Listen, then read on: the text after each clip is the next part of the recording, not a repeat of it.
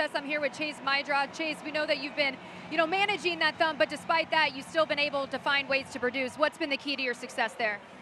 Just trying to, win each pitch, win at bats for this team, and just do as much as I can to help. We've been on a good little run here, so looking to keep it going. What's been your mindset since returning from being out for some time? Yeah, just slow the game down and just take it pitch by pitch and see how many I can win each day. Defense is important too. Base running is important. Do it all.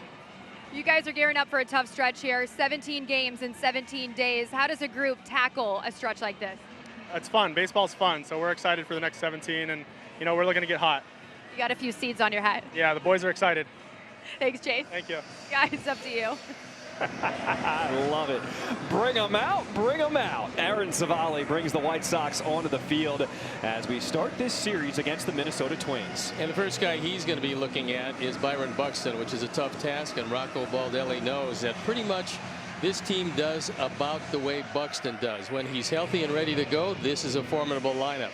If he's not getting it done, they can be beaten easily. Steve, a very different team since the last time we saw the Twins. They unloaded 10 players at the deadline, but Byron Buxton is still there at the top of the lineup. Larnach DHing, Jeffers behind the plate. Brooks Lee, he is now the everyday shortstop. He's looking to have a strong finish to his season.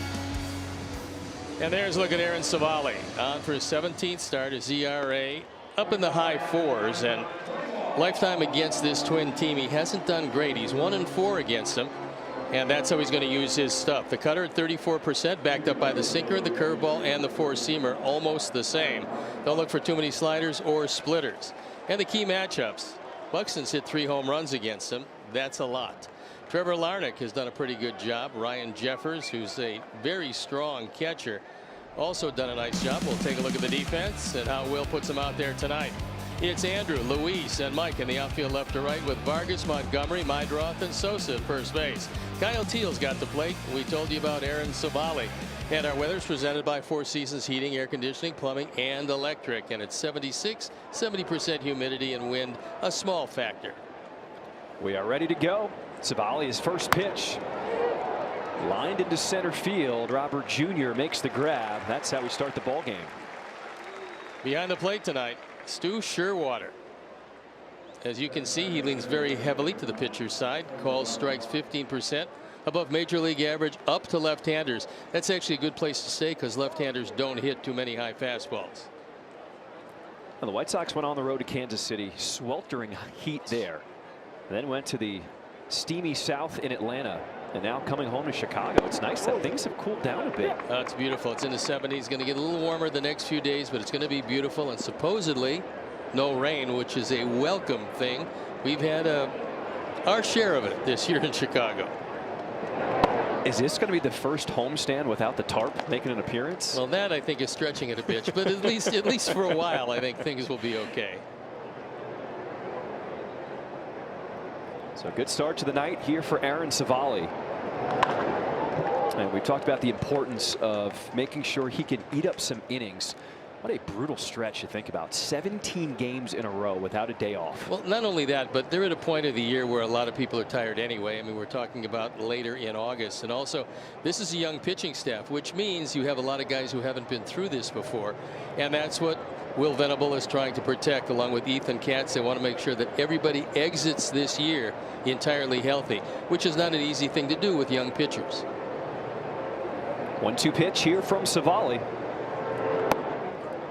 Now, he was supposed to get the ball in the White Sox last game Wednesday in Atlanta, but with Martin Perez coming back into the rotation, Civale was pushed, so he hasn't pitched in a week. He is plenty rested.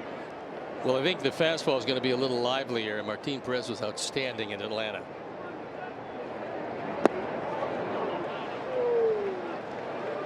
To think about, you had some of the young arms who you're trying to save, and now you get a veteran guy like Martin Perez come back, really just pick up where he left off since he went on the injured list. It was so much fun to watch. And I'm pretty sure he wants to come back next year, so he's making a case for doing that because he's thrown great twice. Got him upstairs. Well, as part of Friday Night All Access, Will Venable is mic'd up for us tonight. Yes, mic up. Be careful. Jordan Baker. How's it going, Rob? See you, man. Hey, I'm Dan. Good to meet you. I'm Derek. Nice to meet you. Good handshake. I'm going to be mic'd up for the first part of this game, just FYI. So you won't hear any yelling from me. Not that you hear that anyway, but. Hanging in there? Yeah, great. We're in a good spot, man. The dog days for all of us, but we're in a good spot. These guys have done a great job. We're in a good spot. So. All right, hey, Marin, you can take this one too. All right, and it's a pleasure to meet you. And take care. All right, you guys have a good one. All right, take care. Nice to meet you, Luke. Have a good one. All right. A huge thank you to Will Venable, because you do not get this kind of access. You do not get managers mic'd up, especially on a regional broadcast like we have here tonight. And he said he's doing it because he wants to give the fans the access to let them understand just the vibe that you can feel in the dugout, what it's like actually during a game. This one is lined up through the box as Keyshaw with a single with 2 outs here in this first inning. Well, it wouldn't be another day without a roster move for the White Sox. And Corey Lee, welcome back. Started the season on the opening day roster as the catcher. Now the White Sox will carry 3 catchers as Josh Rojas has been DFA'd. Yeah, tough for Josh. He's a terrific guy, and we hope that he finds some steady work. Corey Lee was very happy to be back. Talked with him before the game, and he feels like it's 3 pretty good catchers right now and doesn't know exactly how all of them will be used. Brooke Fletcher will have more on that in her scoop from the clubhouse and just what it means for this White Sox team carrying 3 catchers going forward. But Will Venable did want to talk about Josh Rojas before the game and just really give his thanks for everything that he brought to the squad. As Matt Wallner steps in here with 2 down in this first inning. Tough season, obviously, for Josh Rojas. Starting the season on the injured list with that right toe, wasn't really able to get off to a strong start, and Will Venable said it kind of hampered him throughout the season. Yeah, had a disjointed spring training also, so when he started the year, he still had some work to do, and it was one of those years for him, for the start to the finish, where he never really got out of himself what he felt he could. And the frustrating thing is when you don't play every day, you're trying to keep your rhythm, whether you're a rookie, but especially a guy who has played every day at times. It's difficult. 0-2 from Savali. The thing I will say about Rojas and his contributions, yes, obviously he didn't want to hit under 200. Nobody does. But we saw him behind the scenes really mentoring some of the young guys and letting them be loose, getting them out of their shell. I mean, they were playing games on the field before action, helping them get acclimated here to the big league life. And that was one of the things that Will Venable talked about and what they're going to miss about having Josh Rojas. Well, that's one of the reasons why you bring a lot of veterans to a young team. This is fairly close at first base. Keyshaw goes up and over the shoe and onto the bag, and he is safe by a good margin. 1 ball, 2 strikes. Wallner's got some pretty good power. He doesn't catch up to a lot. He's got a lot of swing and miss in his game, but when he does catch it, it's going to go a long way. Also, he has one of the best arms in baseball in right field, so that's something the Sox aren't going to do a lot of. And as far as the Twins are concerned, they're actually running more. They're trying to manufacture some offense, and Rocco is letting them go. Inside with the sinker, and the count evens up at 2 apiece. Aaron Savali has thrown elevated pitches 47% of the time when behind in the count. That's actually the most frequent use of that high fastball in the league. But he likes to go up there knowing that especially the left-handers can't get on top of that too easily.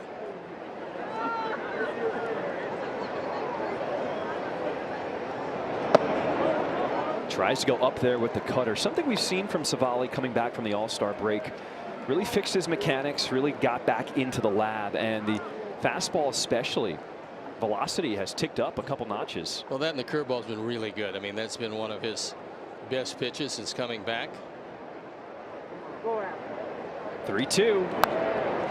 Curveball is fouled away just underneath our booth here behind the plate.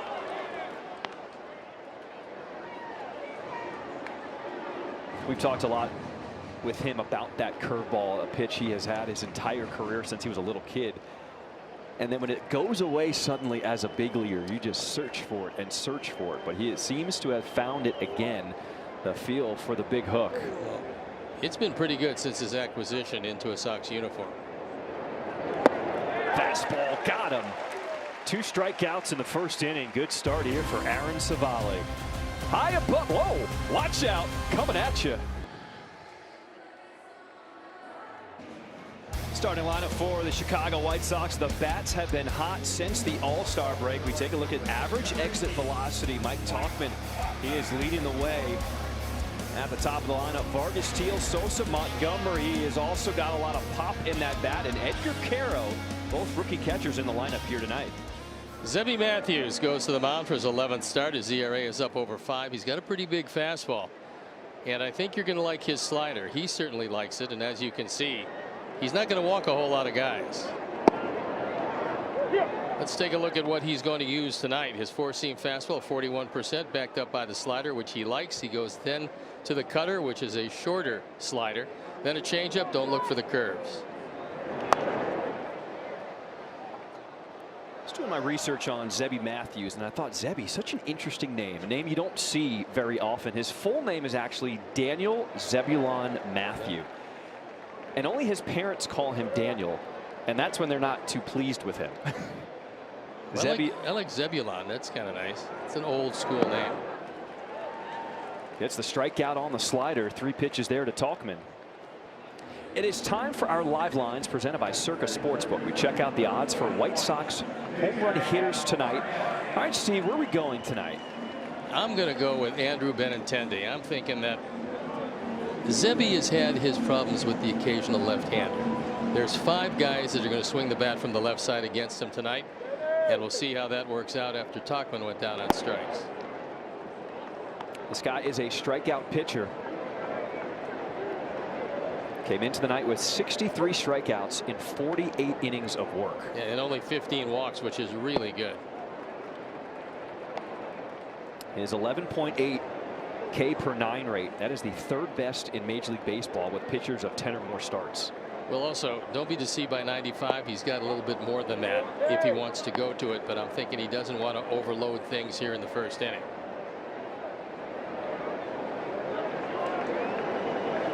Two balls and a strike here to Miguel Vargas. As that slider misses out of the zone, ball 3.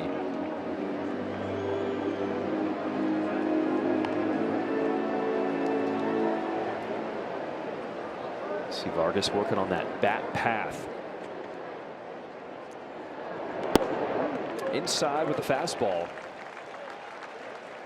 Well, Kyle Teal has been one of the hottest hitters on the team for the White Sox. What he's done in his last 8 games, he has just been mashing.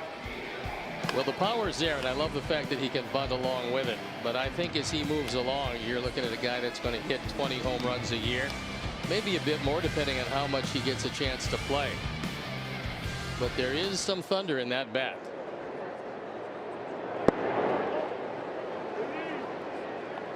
There's some thunder and also a ton of excitement. He's got some of that. You see his facial expressions. It just fires me up because you can tell how much he loves playing the game of baseball.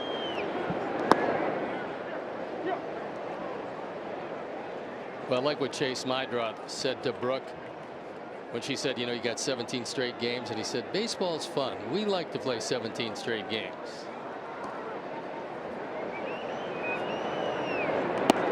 Oh, to be young again. He's pretty young.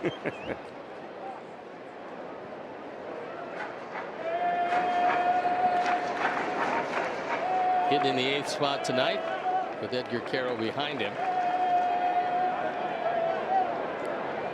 2-1 here to Teal. That was a pretty good pitch. And Kyle got a break. That had a piece of the inside corner.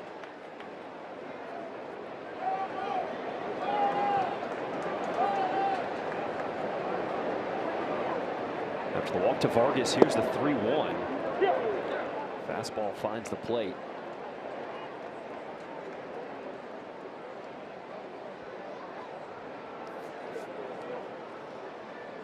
A lot of teams will run on Jeffers, so it'll be interesting to see what they decide to do with Vargas. He's got a good lead at first. There goes Vargas, and the pitch is fouled away. Let's take a look at the defense, and now Rocco Baldelli puts him out there with Outman, Buxton, and Wallner in the outfield left to right. Then Lewis, Lee, Keyshaw, and Julian in the infield. Ryan Jeffers, told you about him. He's got the plate. And Matthews going to have to make another 3-2 pitch.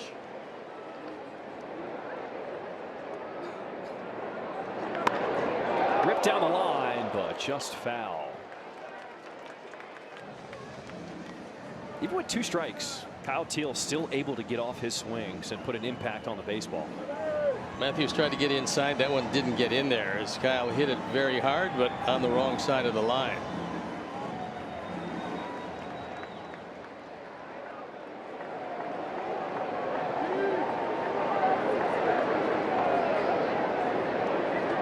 Here's a 3-2 again. Inside off the plate, and it is back-to-back walks. Well, that's good news because Lenyn Sosa has been sizzling hot in his last 21 games. He's making good contact and driving in almost a run a game.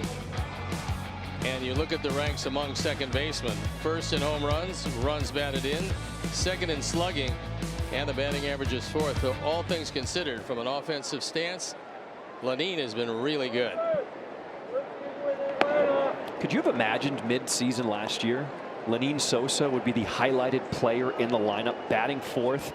We're making graphics for him, what he's been doing at the plate. I mean, one of the big things that he decided to do was lay off some pitches last year he was swinging at. I mean, he's much more patient. He's got a lot more confidence these days. And as far as line drive rates are concerned, only behind Aranda, with McKinstry behind him, and Gavin Sheets, former White Sox player, out there. And so Jeffers goes out because he's got a young pitcher really battling his command.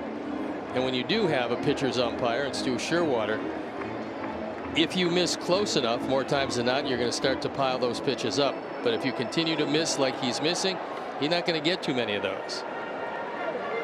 And if you miss against a guy like Lenyn Sosa, you're not getting that ball back. Now, lately, he's been driving the ball to all fields.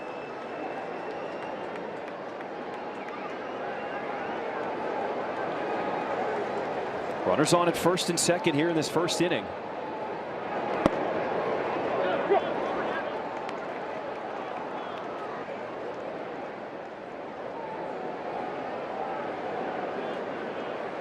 Beautiful shot here, and part of Friday night all access above Rate Field in Chicago. Well, you can tell Matthews is really struggling with his command right now. And he's struggling in every direction, whether it's inside or outside, not hitting with either of those pitches consistently. And he's digging himself into a pretty big hole. 3-1.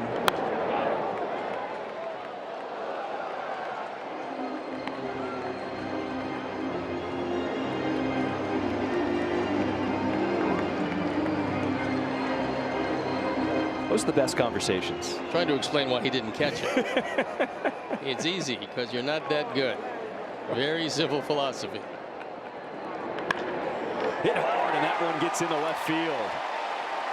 They're going to wave in Miguel Vargas. The throw comes in, not in time, and the Sox strike first. Lenyn Sosa continues his hot play at the plate, and it's 1-0 Sox. RBA number 56. And this looks like a cutter or slider that doesn't do a great deal. It stays on the inner portion of the plate, and Lenyn, who's been scalding everything, drives it through the left side. They're going to run on Outman every chance they get, and this was a chance, and he's not even close. Don't want to do that on Wallner, however. A lot of credit to third base coach Justin Jerschley there. We've seen him a couple aggressive sends now in these last 2 series, and it has paid off for the White Sox. A lot of people don't understand what a third base coach has to do as far as understanding how the outfielders actually attack a baseball. You want to watch them sometimes during practice because you want to see if they can set up going to their left or right if there's a weakness in any part of their game. Popped up. Infield fly is called as the catch is made by Lee for out number 2 here in this first inning. All right, you took a look at the season splits for Matthews, and now with 2 outs, this is where the trouble starts to mount. Yeah, it's really surprising that with 2 outs, he's looking at that 1043 earned run average. The whip is way up there. The opponent's batting average is stopping him from winning a whole lot of games because the stuff is pretty good. You just can't get behind hitters consistently.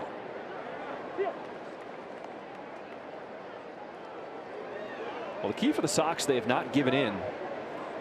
And they're making Matthews work. This will be pitch number 25 here in this first inning.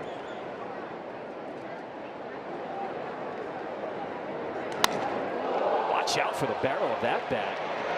As Lee on the move. Not in time. Play coming home. And Kyle Teel will be tagged out to end this first inning.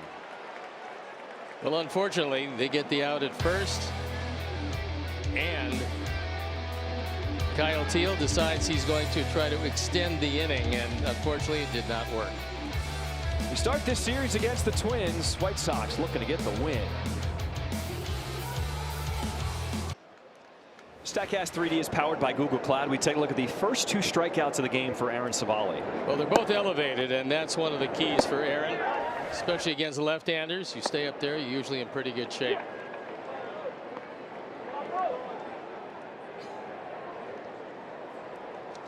So Lenyn Sosa drove in the first run of the game for the White Sox with his RBI single in the first inning.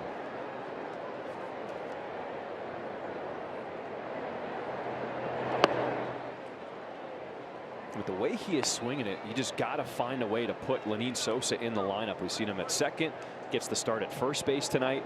He's DH'd. Doesn't matter, just make sure he's in there. And he also doesn't care where he hits because he's hit just about everywhere. But now the way he's swinging the bat, you hit him in the middle because he's going to be one of your premier run producers.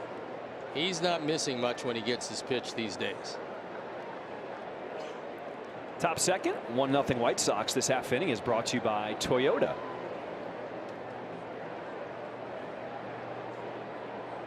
It's fitting you put Toyota above Lenyn Sosa, both very dependable.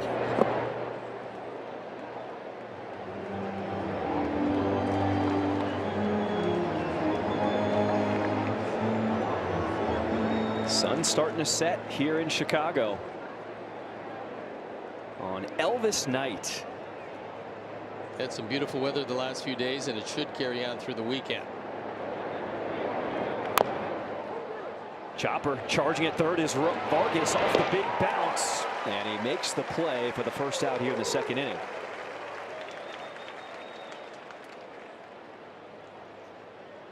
Time for tonight's high-speed play of the game, presented by Xfinity. Unfortunately, it is a catcher running. Nice play by Miguel. He gets it across in plenty of time, and they cut down Jeffers. Good way to start the inning.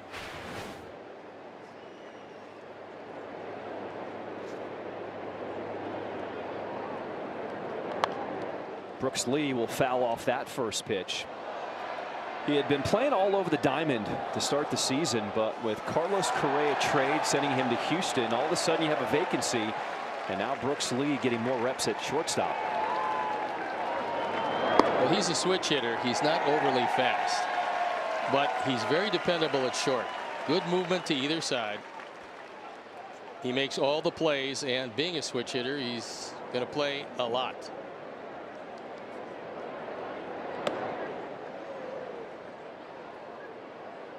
That was one of the more interesting trade deadlines that we have had in recent memory. I mean, we knew there was going to be some sellers, but a fire sale like we saw in Minnesota, I don't know if anyone predicted that. Well, especially the 2 guys out of their bullpen. I mean, you're looking at a pen that was pretty good at the back end, and now you trade your closer, you trade your setup man. Jax is a guy that would take the ball every day. Durant is one of those guys that can just shut you down completely, and Minnesota not going to win it this year, but serve notice that with their system, they're starting to pile up some talent. Let's go to Brooke for her scoop from the clubhouse. With Corey Lee on the team, it offers some flexibility, and it gives Kyle Teal and Edgar Kara an opportunity to be in the lineup on a more consistent basis, which is huge for their development. And we know this lineup is strong when they both are in the mix. Now for Lee, the focus is going to be behind the plate, but they kind of consider him that Swiss Army knife. They told him to be ready if they need him in some emergency spots. But Corey told me this is something that he really embraces. And in AAA, he said he learned a lot about himself. He worked on his swing, made some changes, but he's ready just to be a mentor or fulfill whatever role they need him to fulfill, guys. But one thing I do remember about his time with the team is the energy he brings. I've been keeping an eye on him in the dugout. He's been clapping, cheering on his teammates. Guys, this is something that they really feed off of in the clubhouse. I mean, Steve, think about last year. One of the worst years ever, but a guy like Lee was always so positive, always had great energy, and he was always one of those guys who was dependable you could go to in the clubhouse to get the pulse of the team. Well, another one of those guys that has a great pop time along with Kyle Teal both. We know Edgar Caro keeps picking guys off. He's tied for the league lead in doing that. So the three catchers give the Sox something they haven't had in a long time, which is some really solid defense across the board.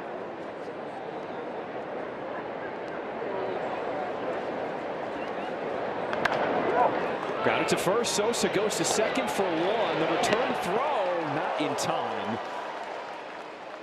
There's two away here in the second inning.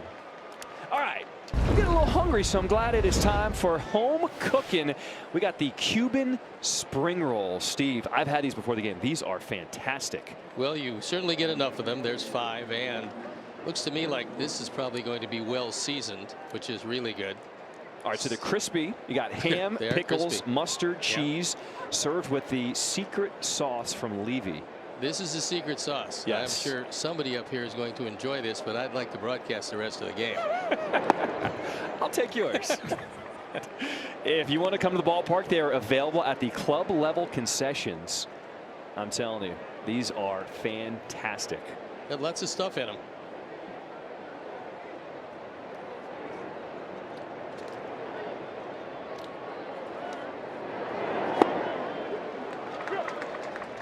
Slider drops in there. 0-2 the count to Royce Lewis.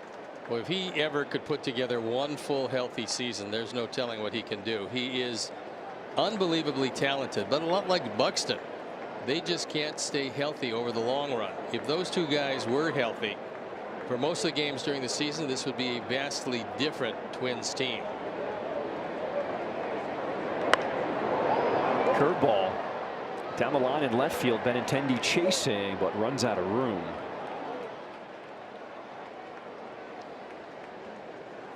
You could kind of sense the frustration with Royce Lewis. Last game on Thursday, kind of robbed by a hit, slammed his helmet, just has not been getting it done. Last 15 games, hitting just 128 at the plate. It's pretty hard when you do things consistently and all of a sudden then you get hurt. Now you have to take time off to heal. You come back and you lose the rhythm that you had before you got hurt, and that's really characterized Royce Lewis his entire career to this point.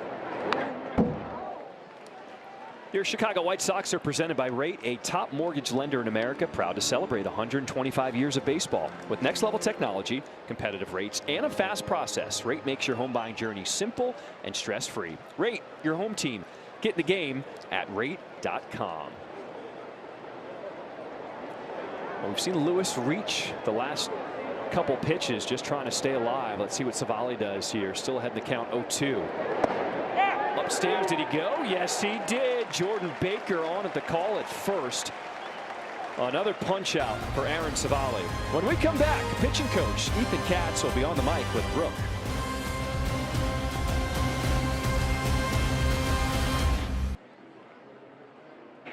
Welcome back to Friday Night All Access. I'm here with pitching coach Ethan Katz. Ethan, what do you make of the way Aaron Savali has tackled this lineup?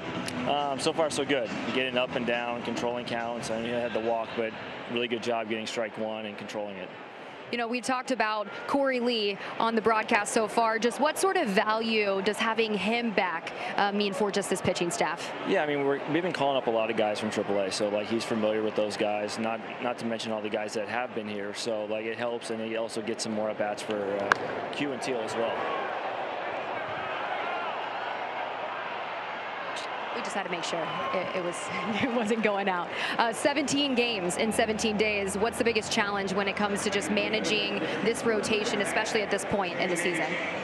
Just communication. I mean, it's going to be tough. Like a lot of home games, so it's going to be a tough challenge. But like communicating, making sure guys get enough rest and not push them too hard. But you know, it's a big league, so we got to kind of go at times. Well, I'm sure it helps when you got a guy like Martin Perez back. Just how impressed have you been with just the way he's been able to come back and perform the way that he has? Yeah, he's just, I mean, he hasn't really skipped a beat from his time off. Like kind of what he was doing before he got hurt, and now to have him back and having his veteran presence around is huge for the guys. But you know, he's going to be giving us some big innings, which is we desperately need right now. Going back to Savali, I felt like his last start was a step in the right direction. Just how have you continued to see his confidence grow from last start till now? Yeah, I mean, he had a really good streak, and they ran into like a really rough luck game, and but he's really been doing a really good job, kind of just repeating his mechanics and like being able to get into his back leg a little bit more, which is now helping him get the ball down in the zone, which is a big part, not just trying to be up in the zone the whole time, which would get him in trouble. All right, we'll see if he can keep this start going. Ethan, thank you so much, guys. To you. All right, Brooke, good stuff. The other thing about Martin Perez that he brings, he's a guy who's not going to overpower you. His fastball's around 90, 91 miles per hour. But he shows these young guys how effective you can be if you know and have a plan how to be a pitcher instead of, to your point, being a thrower. Yeah, he changes speeds a lot and also throws it in all different areas. Drop hustling down the line. Thrown out for out number 2. Will Venable. Let's see what he's got on the mic tonight. Oh, wait, KT. Come on. Come on, boys. I had to set my game up for the City Connects. But if you said that we would, if you could give me 7 wins on this homestand, I would skydive. Come on, Phil. Yeah.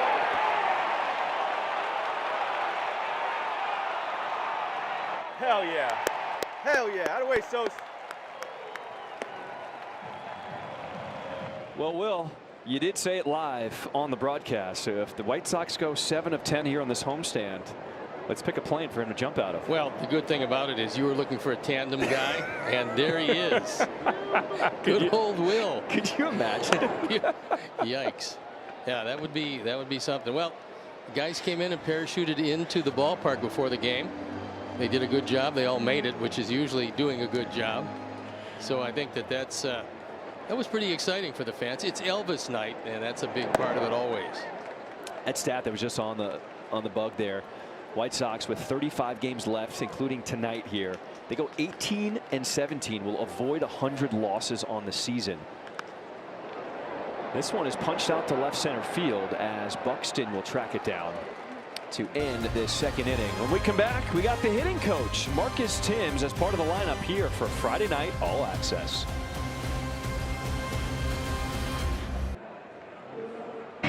Welcome back to Friday Night All Access. I'm here with White Sox hitting coach Marcus Timms. Marcus, what do you make of the way this group has showed a little patience against Zebby Matthews there?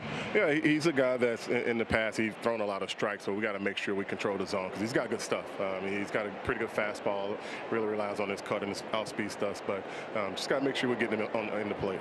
When you're facing a pitcher that you haven't faced before, what do you, as a hitting coach, stress to your hitters? It's all about us first. I just make sure like we're getting ready to hit, make sure we're covering the strike zone and getting him in the zone. If we do that, we're going to have some success.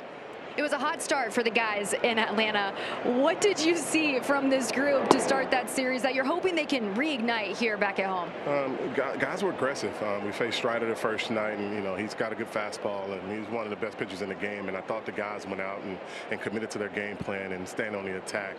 And we was getting ready to hit early and had some success. Even the second game, I thought the guys were aggressive in the zone, and it was a good showing for the guys.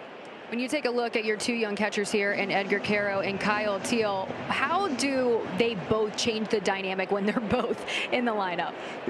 Kyle is a hitter. When I saw him in spring training and just watching his at-bats before we got him in a trade, he loves the game of baseball, and he's got a lot of energy, and he loves the game of baseball. He loves hitting. And Q, he just has a slow heartbeat, and these guys are getting experience. They're getting at-bats and showing people what they can do. I talked to Ethan about this just from a pitching standpoint, but from a hitter standpoint, 17 games in 17 days. You know, as a former player, that's a tough stretch. What is your message to the guys just to maintain that energy, especially at this point in the season? It's going to be a tough grind, but, you know, these guys, they're hungry. They want to show people that we're playing hard. Just continue to do what we're supposed to do. And those 17 games are going to be 17 games, but you got to come out and continue to play hard. Thank you, Marcus. Thank you. Guys, back to you. I appreciate that. Well, a man who came and brought his ace stuff tonight, Aaron Savali.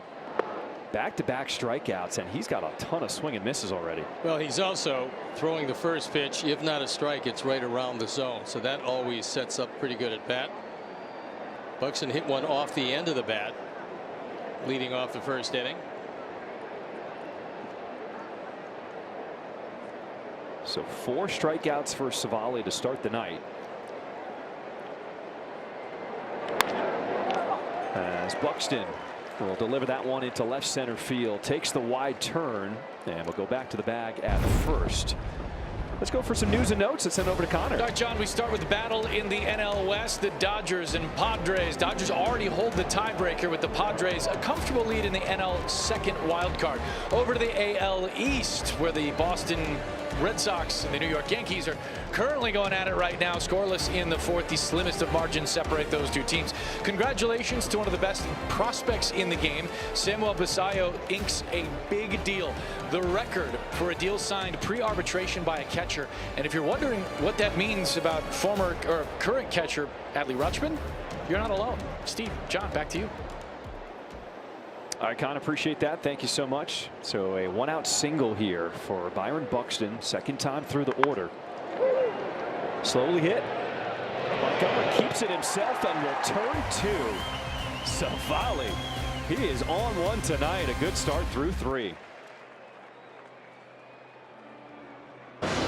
Buxton decided not to run. They ground into a double play instead.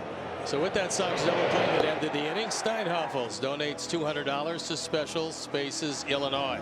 Double plays that make a difference.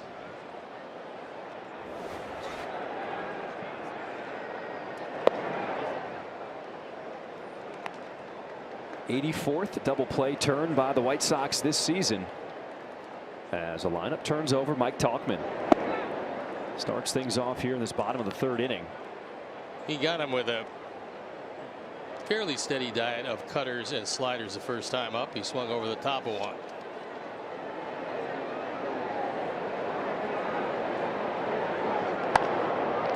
Lined into left field. So Mike Tauchman will win that at bat. Let's go back to Will Venable, who's mic'd up tonight. Yeah, I do think just with Louis, the calculus changes on it. The calculus changes on wheeling him. I think.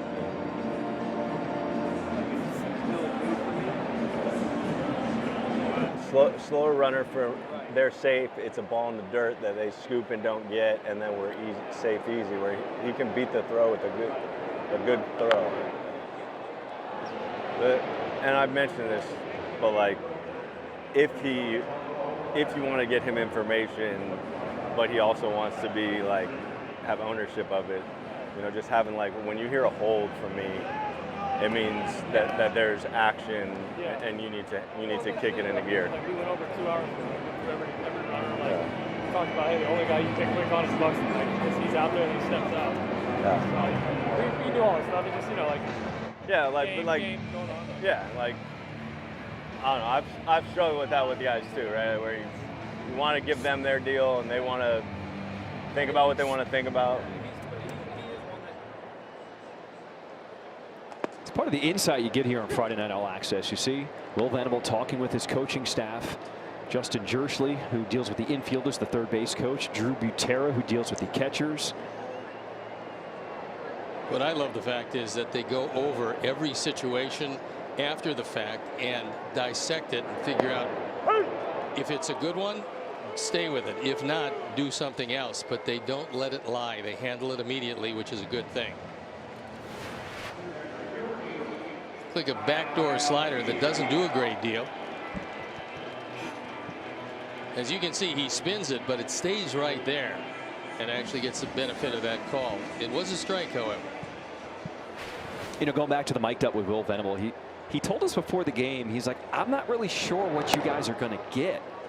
We're like, no, we just want you to talk normally. Whatever you do in the dugout, we just want to hear those regular conversations. And I think that's the kind of stuff the fans are really going to appreciate. Well, I think they should appreciate it because you don't get to hear from the manager much during the game, if ever, by the way. This half inning is brought to you by Hyundai.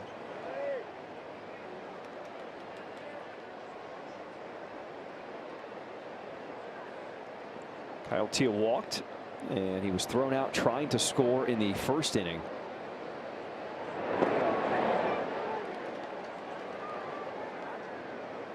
It was an interesting play. It was grounded to the left side. Luis Robert Jr. hustling down the line, was able to beat it out at first, and Kyle Teel, rounding the bag at third, was kind of caught in no man's land. Yeah, I'm wondering if Kyle looked at the throw. The throw actually pulled Julian off the bag, so he wasn't going to make the out at first base. And then he decided to go, and Julian made a good throw home, and that was that.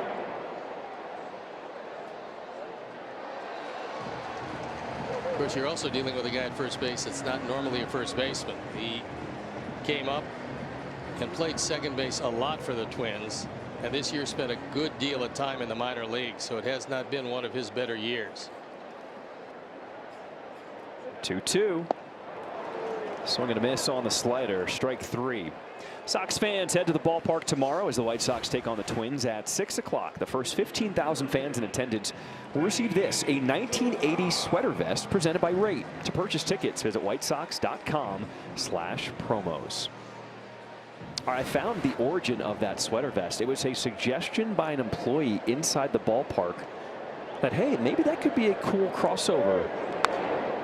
Looks like kind of a Bears sweater, old Mike Ditka. Looks exactly like that, yes.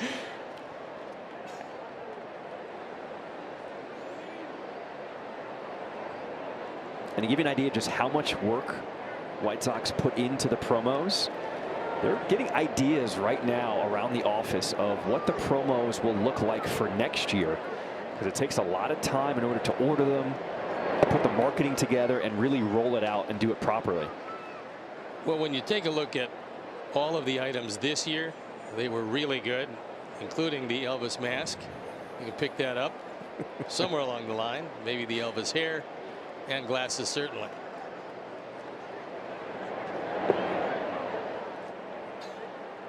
Isn't it amazing how many fans still love Elvis? It is amazing, and that's why just about every team has an Elvis night. It's usually a lot of fun for the fans. They have a great time. Of course, I think for him, Elvis night is every night. Those are not fake. No, they're not. He's like, look at you impersonators. I'm the real deal.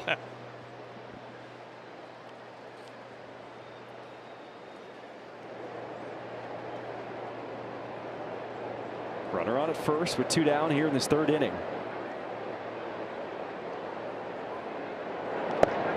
And Sosa chases that one out of the zone. Strike three. Well, Will Venable will talk with Brooke when we come back, and let's see how he thinks being mic'd up all night is going for him so far. Welcome back to Friday Night All Access. I'm here with manager Will Venable. Will, 4 strikeouts for Savali here. How pleased have you been with how he's navigated this Twins lineup? Yeah, really good start for Aaron, pounding the zone, good command of his stuff, and in a really good spot. You know, 1 run for this offense here. How can you continue to put pressure on Matthews? Yeah, a couple of good at-bats there. We made some good swing decisions, drew a couple walks, and big knock by Sosa. Just got to keep having quality at-bats. You know, with that broken bat situation with Luis there in the first, and Kyle out at home, what did you see on that play? Yeah, you know, we've been talking about being aggressive and wheeling guys with 2 outs there. You know, that's a situation where we were just overly aggressive, and with Louis and his ability to beat balls out, probably just not a good play right there. Of course, I got to ask you, how's it been being mic'd up? All right, we'll see. You know, hopefully it's some good stuff, but, you know, business as usual for us. You've done great. You've done great. Thank you, bro. Guys, back to you. I love how you had to get that one at the end. That was good stuff. He has done great. I think we've really enjoyed just him being himself tonight, which is all you can ask for. Yeah, I mean, you don't need the greatest insight around, but he's got to manage his game the way he's been managing it. That means you're on top of every play. If you see something you like, you try to extend that. If you see something you want to change, you get on it immediately, and that's what he's done. This half inning is brought to you by the Illinois Lottery. And even that play we were just talking about with Kyle Teal, explaining that that's one of those plays they're looking to get a little aggressive with, and maybe got a little over aggressive, but he can live with those kind of mistakes. Well, that's what he wants. He wants all of these guys looking ahead. He wants them to hustle all the time. He doesn't mind running into a mistake or two because he knows he's got a very young team, and young players are going to make those mistakes, and hopefully they just learn from them and don't repeat them. A late time there by Luke Keyshaw in the box.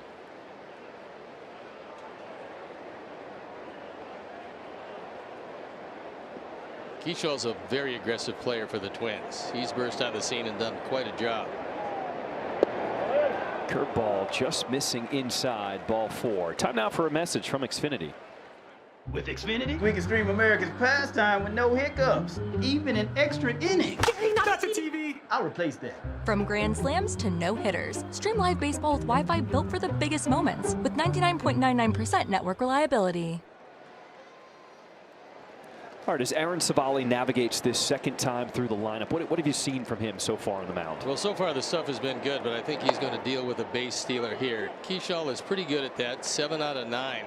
And so far the Twins, down a run, haven't been near as aggressive as they've been recently. I would think Rocco would start to move them.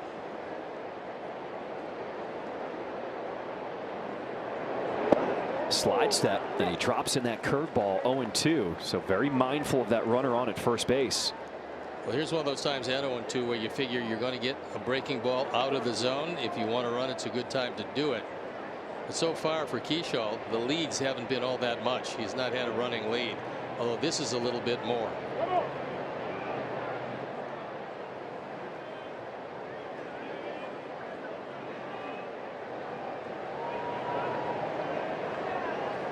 Pitching coach Ethan Katz was on the mic earlier tonight talking about Aaron Savali really leaning into his backside, getting more drive, has enabled him to find some extra stuff.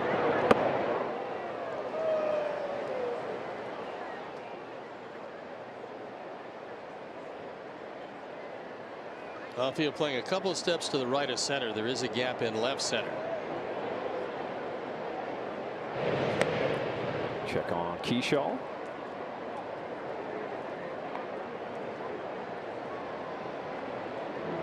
Savali with 4 strikeouts. He does have 2 walks tonight, and he's given up 2 hits to the Twins lineup. Cutter got him looking as Wallner had some words for a home plate umpire, Stu Sherwater. It's a called third. It looks like it's upstairs out of the zone, but we were showing you that Stu Sherwater is very much a pitcher's ump, and this is one of those borderline calls. Then went to the pitcher. And as you can see, call strikes 50% above major league average to lefties, which is exactly what Wallner still is. Just sitting on the bench now. Just exactly. Taking a look at that, a little bit out of the zone, but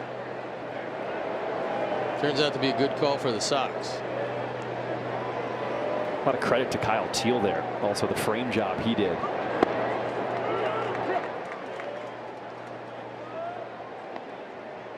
We're seeing huge improvements from both rookie catchers defensively throughout this second half of the season. Well, I think that's one of the things that Drew Butera and the rest of the staff were wanting these guys to improve on, because they believe both of these guys are going to hit. They wanted both to improve the defense.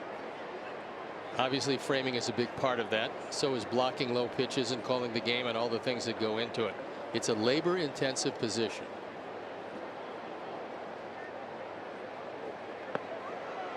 And now you add Corey Lee back into that mix, and you have a guy who has been around the major leagues for a few years. He has experience, and now another voice, another mind into those pregame sessions that can just give them some more tips. And that one a little closer at first. That was pretty close, and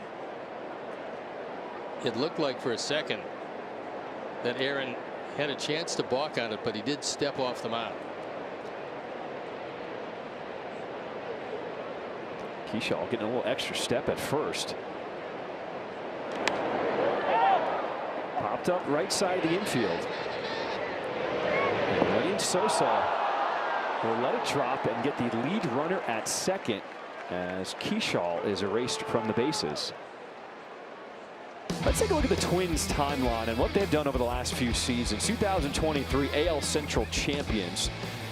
Snapped that 18-game postseason streak, but then 2024, 3 games back of the Guardians August 25th and then finished out of the race. And then this year, they seriously waved the white flag at the trade deadline, just shipping off a whole bunch of players. Well, they did a couple of things. Number one, they picked up some money coming back, and as you can see, the wild card standings, that was on June 3rd where they actually had the lead, and then some tough times settled in for them.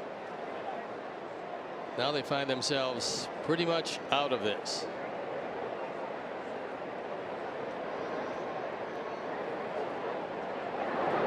Now that June 3rd date is important because that was the last time we saw Pablo Lopez take the mound. That was their opening day starter. He has been on the injured list ever since. And they have 3 starters who were supposed to be in their starting rotation still on the IL.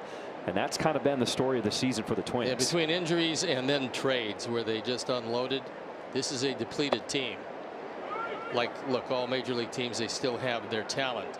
There's some guys in there that can still hurt you, but for the most part, they gave away the key part of their bullpen, or traded away the key part of their bullpen, and traded away a little thunder in that lineup. Key position players: Carlos Correa, Willie Castro, Harrison Bader, who had been signed on a 1-year deal. He was having a really good season. Willie Castro is a good player to have on a team that's trying to get to the postseason. The Cubs are going to do that. They acquired Castro, who's been a good player for them. He was always a good player against the Sox. Slap to the left side. As Benintendi will get it back in. A 2-out single here for Brooks Lee. It's a 4-seam fastball, and Lee, just wanting to protect, takes it the other way. Vargas is playing well off the line, pretty much as a straightaway shortstop, and no chance to get that one. Benny does a nice job of getting the baseball and making sure that Lee stays at second base. That Jeffers stays at second base.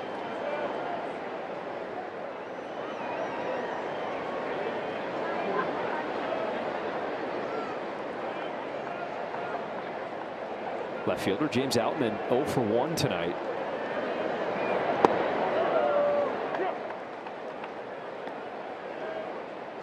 When you think about the moves that the Twins made, a lot of them were on expiring contracts or contracts that were going to end next season. So they got a lot of money off their payroll.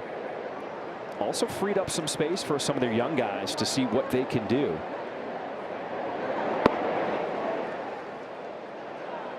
Well, look, Carlos Correa has always been a very good player. They're giving Brooks Lee a chance for a lot less money to play shortstop. Still a young player with a lot of skills. And they've got some talent in their minor league system. It's pretty good, actually.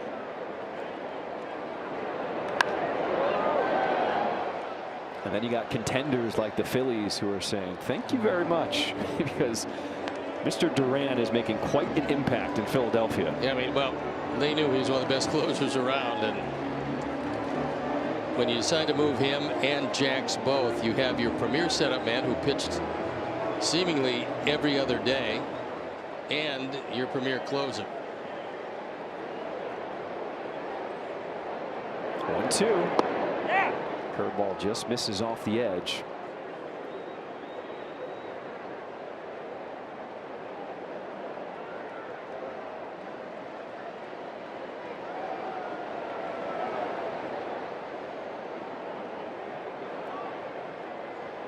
So the young Teal will make the trot out to get on the same page with Zavala here. And with this break in the action, Sox fans, summer's not over yet. Make it a day to remember and join us for Kids Day. In free, it's presented by Prairie Farms on Sunday as the White Sox take on the Twins. Here's the deal. You get 2 free kids tickets with the purchase of 1 adult ticket. Now, there'll be plenty of fun for the whole family. To purchase, visit whitesox.com/kidsfree. If you've been waiting to come out to the ballpark, this is the best time of year. Temps have cooled a little bit. Sox in town for 10 days in a row. Got the Yankees coming at the end of it. The culmination is 4 against the Yankees. That's always entertaining. And a Yankees team that is right back in the race. It seems like they have plugged up those leaks. And a key series for them. Red Sox Yankees with not much separating them, trying to get to the postseason. 3-2, runners go as the cutter misses out of the zone. Ball 4. Let's go back to Will Venable, who's mic'd up. Right there, bro. First and third, like I'm talking like one you got to earn with like a good secondary and good effort. You get thrown out there, you just have a... Yeah, you get no credit for that. That's Jersh. Jersh gets all the credit for sending it. That's bullshit. Yeah, you ran hard, you got on base, but that was Jersh, man. No, you ran your ass off, dude.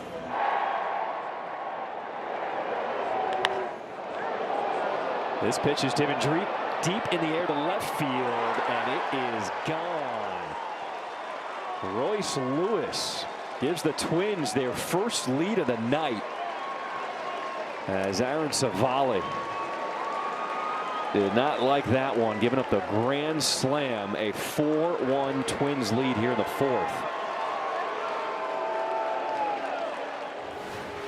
Well, we told you if Royce Lewis ever stays healthy, he's going to be something.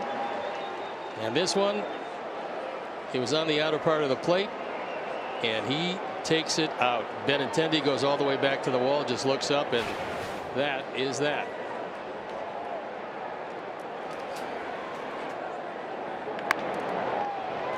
That breaking ball is hit hard into the gap in right center field. Julian thought about it, but a nice job by Talkman to get it back in. A 2-out single. And all of a sudden the Twins are starting to put together some better at-bats here against Savali. Well, there's another factor in this one, something Aaron Savali doesn't do very much, as Ethan Katz is coming out to talk with him. That's a couple of walks mixed in, particularly the one to Outman, who's hitting 145. You're facing him in a situation where he can end the inning for you, and you wind up losing him, and unfortunately Lewis steps up, takes it out of the ballpark. So the walks have really allowed the 4 runs because Lewis hit the grand slam.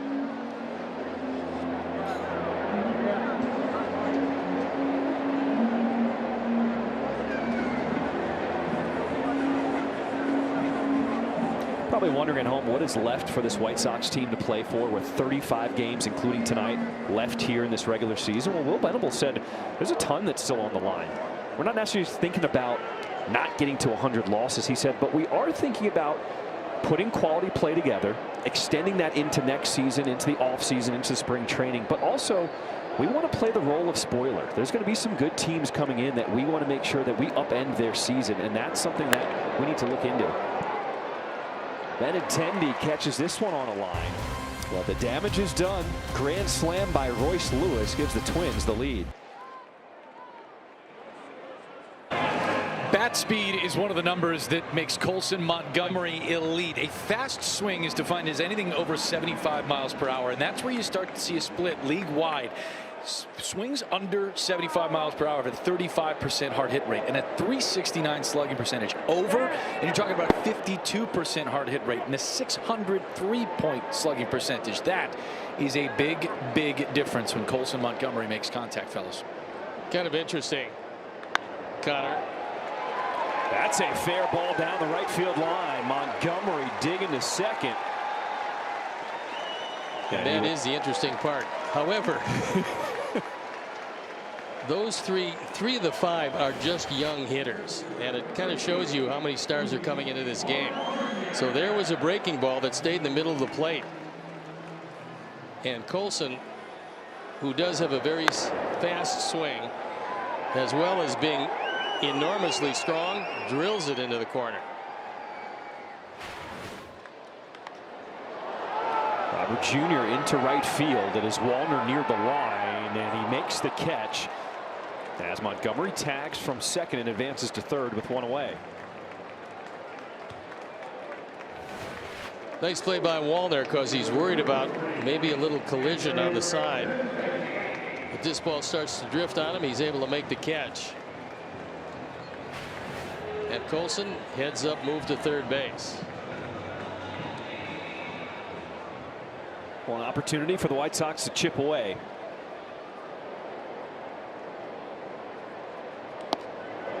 All right, this is your pick, Andrew Benintendi. He almost hit it out last time. Yeah. I mean, he took it deep to left field. Outman went back and made the catch very close to the wall.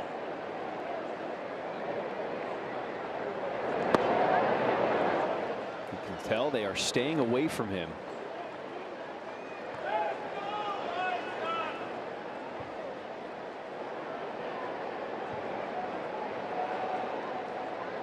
(2-0). And everything has been outside away from Benintendi. If I'm Will, we got to give him the 3-0 green light here. Maybe he gets a pitch to his liking and drives home another run. Not even close. Download the Chicago Sports Network app so you can stream live White Sox games and stay up to date on all your favorite Chicago sports teams. Download the CHSN app and start your 7-day free trial today. Pete Mackey coming out to have a word. There's a good look. Is that mustache real or fake? Well, looked to me like it might be. The sideburns are fake. Yeah, we know that. The mustache, I'm thinking that's not his, but you never know. Maybe he grew it before the game. Tell you what we could use right now. We could use a home run to get this power surge working again for the Sox since the All-Star break. 49 bombs, tied for fifth most in Major League Baseball, accounting for almost 50% of their runs scored. That has been really the big difference. And hopefully that continues. Now, it was very warm in some of the places the Sox went to while they were putting up those home run numbers. Not quite as warm, but we've seen it will go out here tonight, as it usually does in this very much of a power park.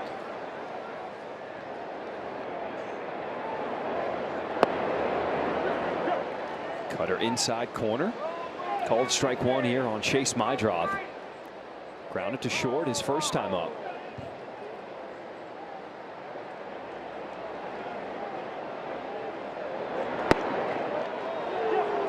Inside corner, now the outside corner, and it's 0-2. That one looked like it had a piece. That was a really good slider.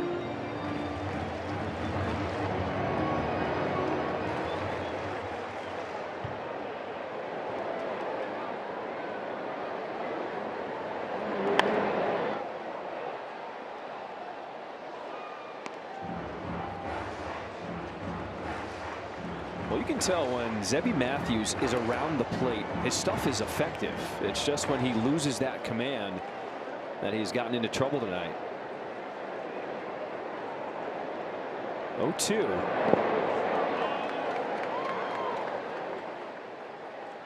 Nice stop by Jeffers. He makes sure there's no advancement. Calls Montgomery on at third. Getting some instructions from Justin Jersley, with Benintendi taking his lead on at first. Well, one of the things he's probably telling him is, look, there's one out. On a ground ball to third base, you got to run home. You got to hope that third baseman, in this case Lewis, doesn't think about the double play. Thinks about cutting you down, which keeps the inning alive with 2 on.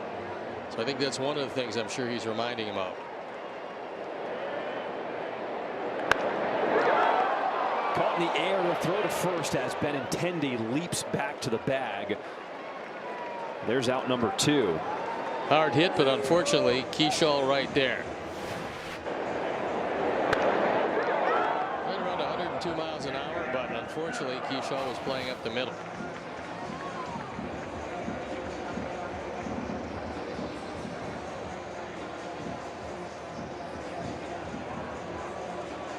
Well, we talked about it tonight with Corey Lee back in the mix at the major league level. This is a lineup we're going to see a lot with Caro,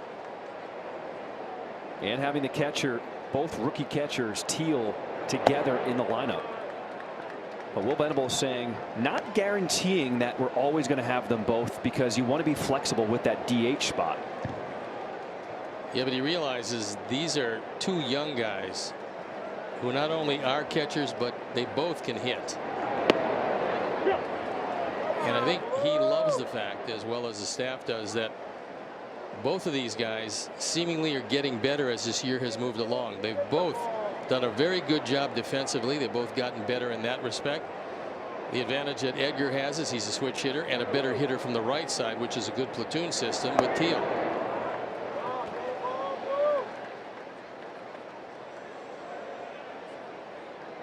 What's also encouraging to think is that these young guys haven't even had a full season of Major League Baseball experience yet.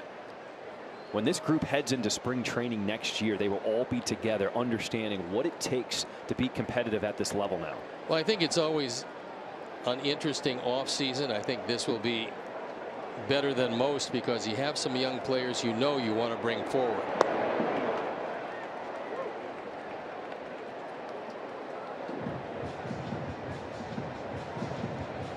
And that's the key to any rebuild, right? You've got to have young pieces that you know are going to be a part of the organization for a long time.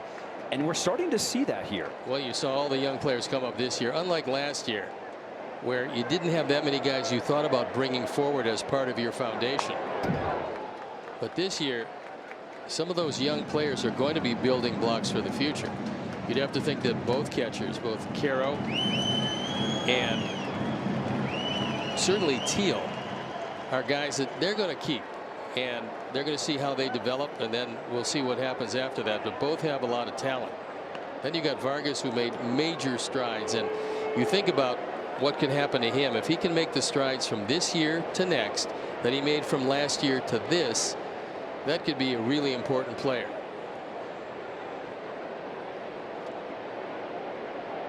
Two-two pitch here to Caro.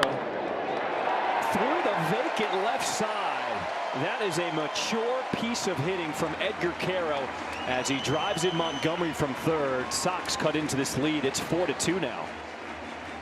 It's this kind of coverage that makes Edgar a really good hitter.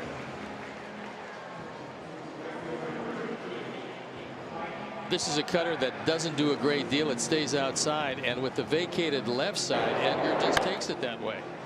He sees nobody's home. You got Lee playing up the middle. He's not the fastest shortstop around, and it's now 4-2 game. And there you see him reaching out.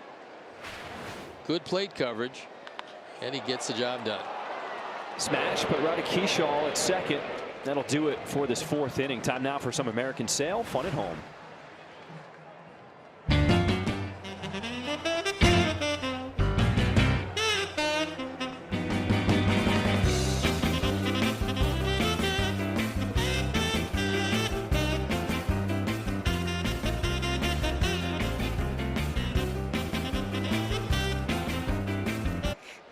Tough fifth inning. This half inning is brought to you by St. Xavier University. I'm just looking at some of the people in the crowd, all the costumes, all the different Elvis get-ups. I mean, that's why it's such a wonderful night. I mean, Elvis night year after year is something to see.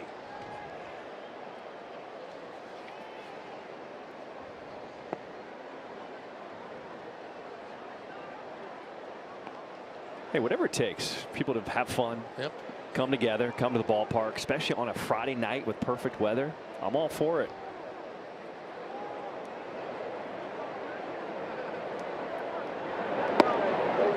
Two, 3, 4 to the plate to start this fifth inning for the Twins.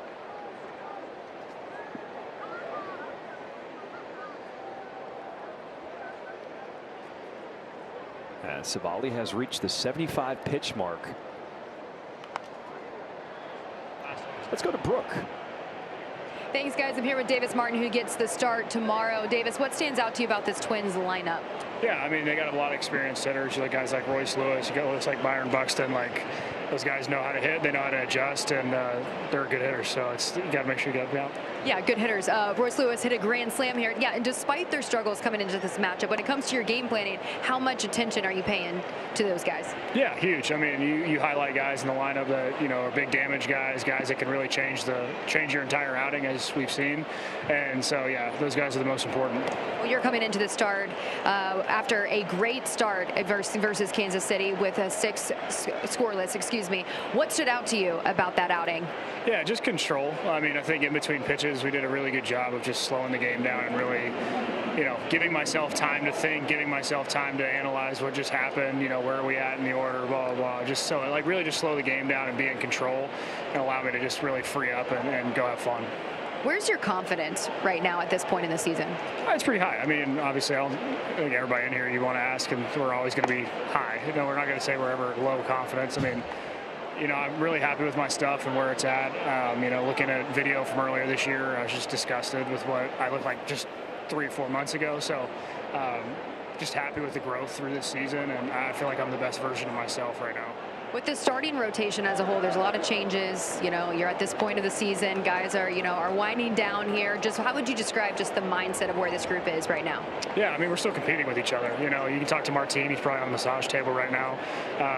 We want to be better than him, and he wants to be better than us. And but at the same time, we're pulling for each other, and we want to learn from each other and compete with each other. So I think it's a really healthy environment. You add Gomi into the mix, and he's just the same way. You mess with Gomi, and he messes with you back. And it's a good group to be around, and we really love to be with each other, and we also like to compete. Gomi, can you tell us more about him? What have you learned about him? Dude, Gomi's the man. Honestly, we have probably a really close friendship, and I think the only thing we say to each other is Martin, and then I go, Gomi, every time. But, he actually met my son the other day in the hotel, and my son was like, Gomi phone, like, tried to grab his phone. And it's just like, it's a cool mix, it's a cool environment, and, he's just the happiest guy ever, so he's awesome. That's great. Davis, we appreciate you taking the time. Yeah, appreciate you. Guys, back to you. Awesome. Thank you. I think what's so unique about baseball is that it is a game you play every single day over the course of 6 months. You really get to know your teammates, the people you spend most of your time with, and especially those nights and those days on the road. I think that's when they really bond because you're around them so much. And that's what most players after they retire will tell you. They love to play the game of baseball, but they miss the camaraderie the most. Fair ball. Vargas will go to second for 1, and that's all the Sox will get. The first out here in this 5th inning. All right, so we're talking about Elvis night, right? I was wondering, where did it originate? How did Elvis and the White Sox come to be? I didn't think there was a baseball connection or a Chicago connection, but I found out it started back in 1997, and the White Sox were trying to come up with a cool promotion, and it was part of Hound Dog Weekend. So it was bring dogs to the ballpark, and also they incorporated Elvis, and the fans loved it so much, it has been brought back every year ever since. Yeah, we need some more blue suede shoes, but outside of that, it's a very exciting night at the park.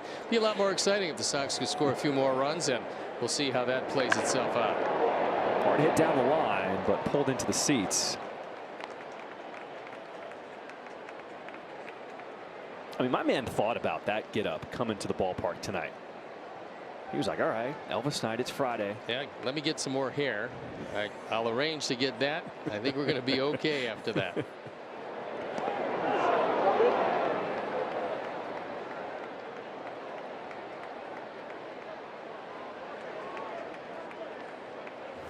I think that one got a piece of wall there. It's a 4-seam fastball.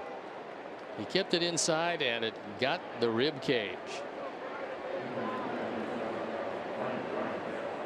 That usually doesn't feel too good.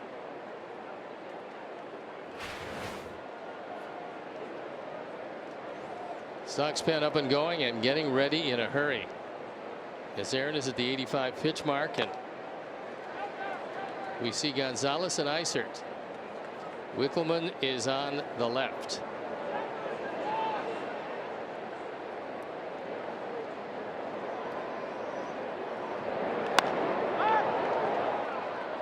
Popped up into shallow center.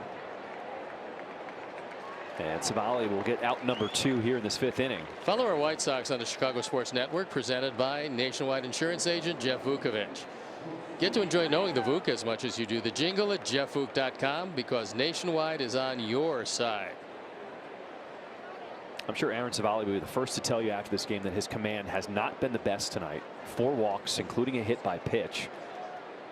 All things considered, I mean, it really set up the grand slam last inning. But you don't want him to get any deeper into this. It's a 2-run lead by the Twins, and you got to get out of this inning.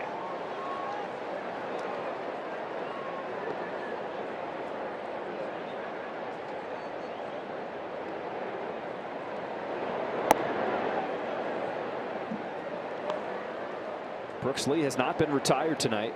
A walk, singled, and scored back in the 4th inning.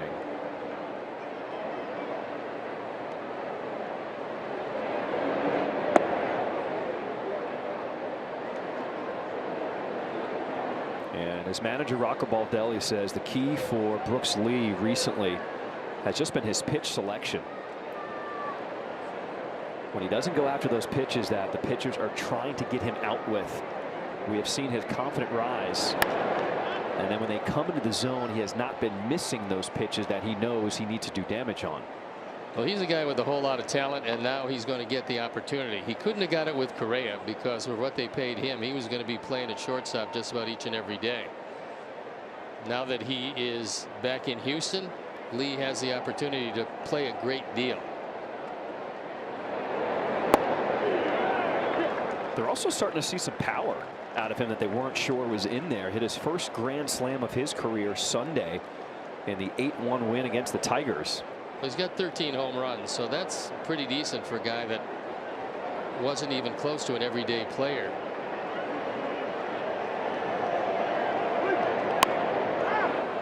Good pitch by Savali as Montgomery settles underneath.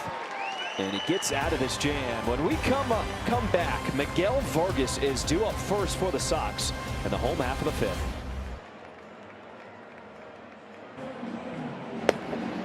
Yeah, we're gonna get back. Come on, keep going. That's all they get. Oh, boys, here we go. Let's get them back. Come on. Come on, Q. Come on, Q.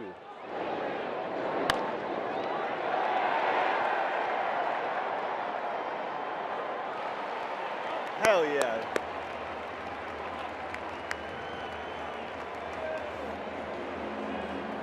Oh, wait, Cole. Nice job, baby.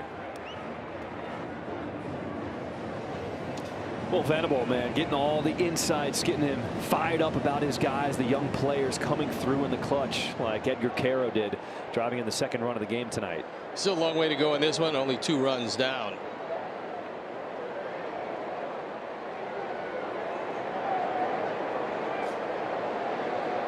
That's catcher speak.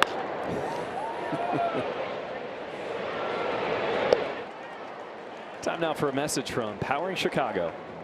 At Powering Chicago, we build more than electrical infrastructure, we build the future. Our trained, qualified, diverse workforce knows electricity. Partner with Powering Chicago and build better construction, better careers, and better communities for generations to come.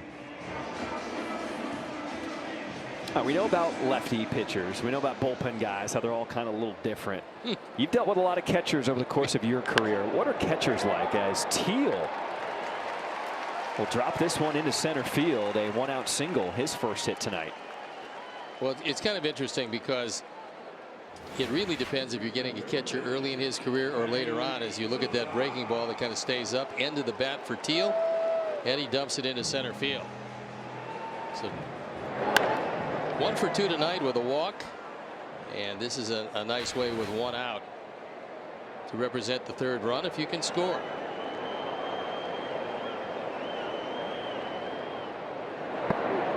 But I think, in answer to your question, John, I think a lot of catchers, number 1, they have to be impervious to pain, because if they're not, they can't play that position. Number 2, they have to be very confident that once you go over the game plan, they understand the game plan and can keep you on that plan, even if you want to divert from it.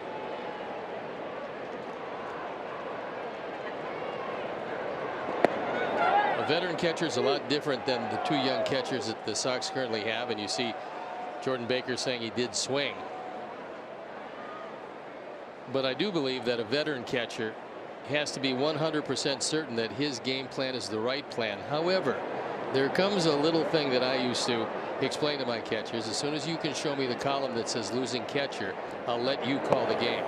But the column says losing pitcher. I'm going to call the game. And that was different. I was a veteran at that point, as opposed to the young pitchers that we see now inhabiting a lot of starting rotations. I love that you noted that there's certain personality traits it takes to be an elite catcher. And that's why White Sox were so keen on making sure that with this rebuild, start at the catching position. Make sure you get that right, and then you can build up. Well, that's what Chris Getz and his staff decided on early, because they realized that there haven't been a lot of top of the line catching talent developed by the Sox. That's just, for whatever reason, the way it went. They made sure that in their deals they picked up some guys that, number one, were at the beginning of what they felt would be a pretty good career. Number two, they all could hit, and then they're teaching them a little bit about defense with Drew Butera, who's really good at it. His dad was a catcher, been a scout for years. Drew, a catcher, and he has a really good idea about how to get good behind the plate. 3-2 as Sosa fouls that one away. Cody Funderburk loosening up in the pen.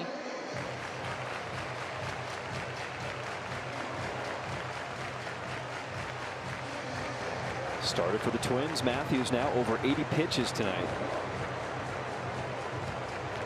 There's a look at Drew, former major league catcher, current very good catching instructor.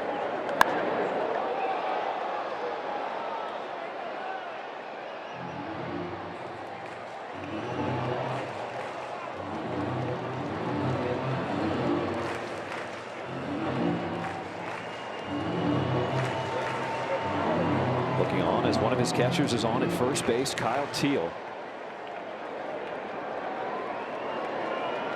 Taking his lead with one out in this fifth inning.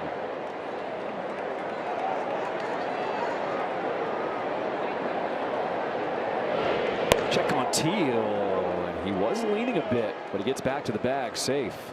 Got in just under the tag. Might have thought about going somewhere in that sequence, but he got back fortunately.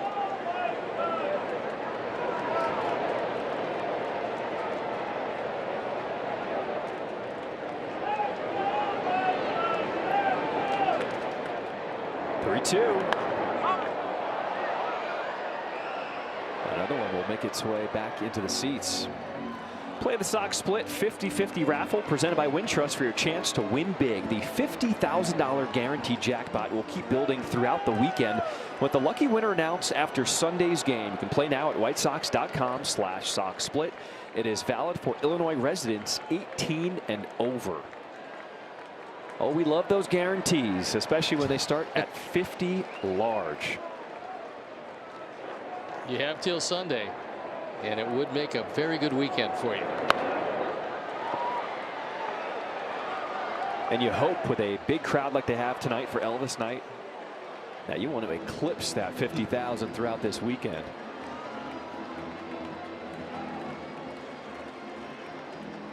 And of course, it all goes to a good cause. Sox Charities, all the incredible work they do throughout the Chicagoland community. 3-2 pitch again. And another one fouled away by Sosa. Wasn't it bad? 10 total pitches, and Lenine is intent on keeping this at bat alive before he turns it over to Colson Montgomery. Last year, Sosa was known as the free swinger. You can almost call him a grinder now. Turned himself into a completely different player. Yeah, he's really changed because he used to swing at everything. Used to be like a Salvi Perez without all that prolific power. Now the power is coming to him, and he's gotten much more selective. Pitch number 11. This one in play to straightaway center. As Buxton will make the grab. There's two away here in the bottom of the fifth.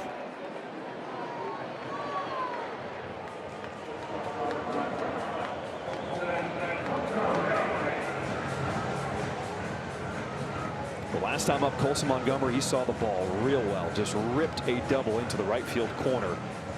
And he came around to score the second run of the game for the Sox.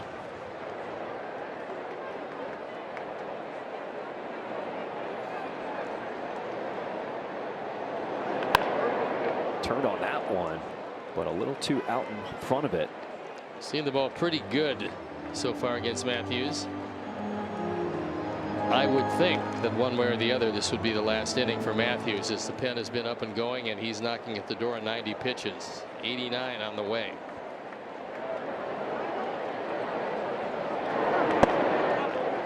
Up out of the zone. The appeal to third. Derek Thomas said Montgomery did not swing.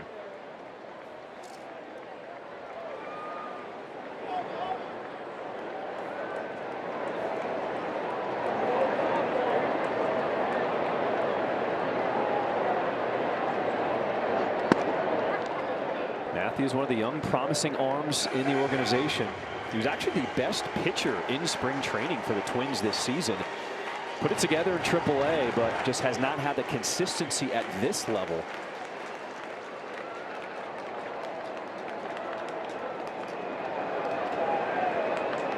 Two balls and a strike. Montgomery in the air to left center field. Buxton drifting back towards the wall. Waiting for the signal, and it is gone. Colson Montgomery. Cue the fireworks here on Friday night, because we got a tie ball game at 4 apiece. A 2-run shot for Colson Montgomery, his 11th home run of the season. Now driven in 30, and he took that one to the opposite field. Buxton, who is as good timing-wise as anybody around, couldn't get to it. And just like that, it's a tie ball game. You always got to hold your breath when Byron Buxton goes up at the wall. Even second base umpire Dan Merzel with a delayed call. He was trying to make sure that it had cleared the wall. Well, normally he's got some pretty good hops and usually can get up and get them. Under the dive of Lee at short. And it's Luis Robert Jr. with a 2-out single. Let's go back and take another look at the home run. This looked like it's a little cutter, backdoor cutter. Does a shave off the outside corner, and Colson with very good power takes it out to tie it up. And that's going to be it for Matthews. He's going to leave with the runner at first, which is his responsibility. And that blast that made it just far enough. So as he walks out, we'll step out and we'll be back.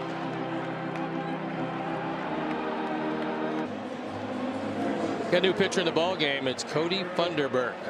On for the 23rd time. His ERA at 5 1/4. There you look at the numbers, and he inherits Luis Robert at first base.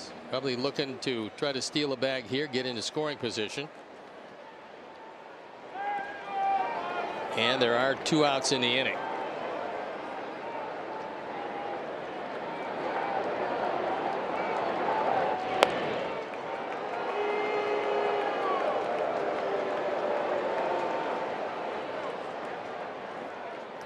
Funderburk, true to his name, a little funky pickoff move over at first.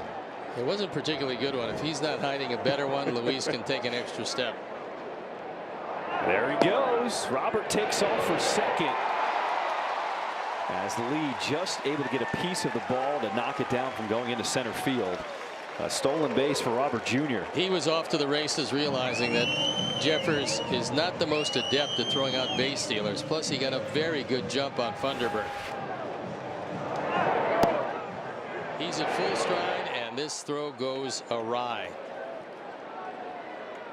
Time for tonight's slide of the game, presented by Wisconsin Dells, and there it was. A fine slide. No chance to get him. That's what you got the oven mitts on for. And he's been using them a lot, because when he gets on, he's off to the races. 0-2 to Benintendi. Did not get far enough away from Jeffers, so Robert Jr. stays put at second.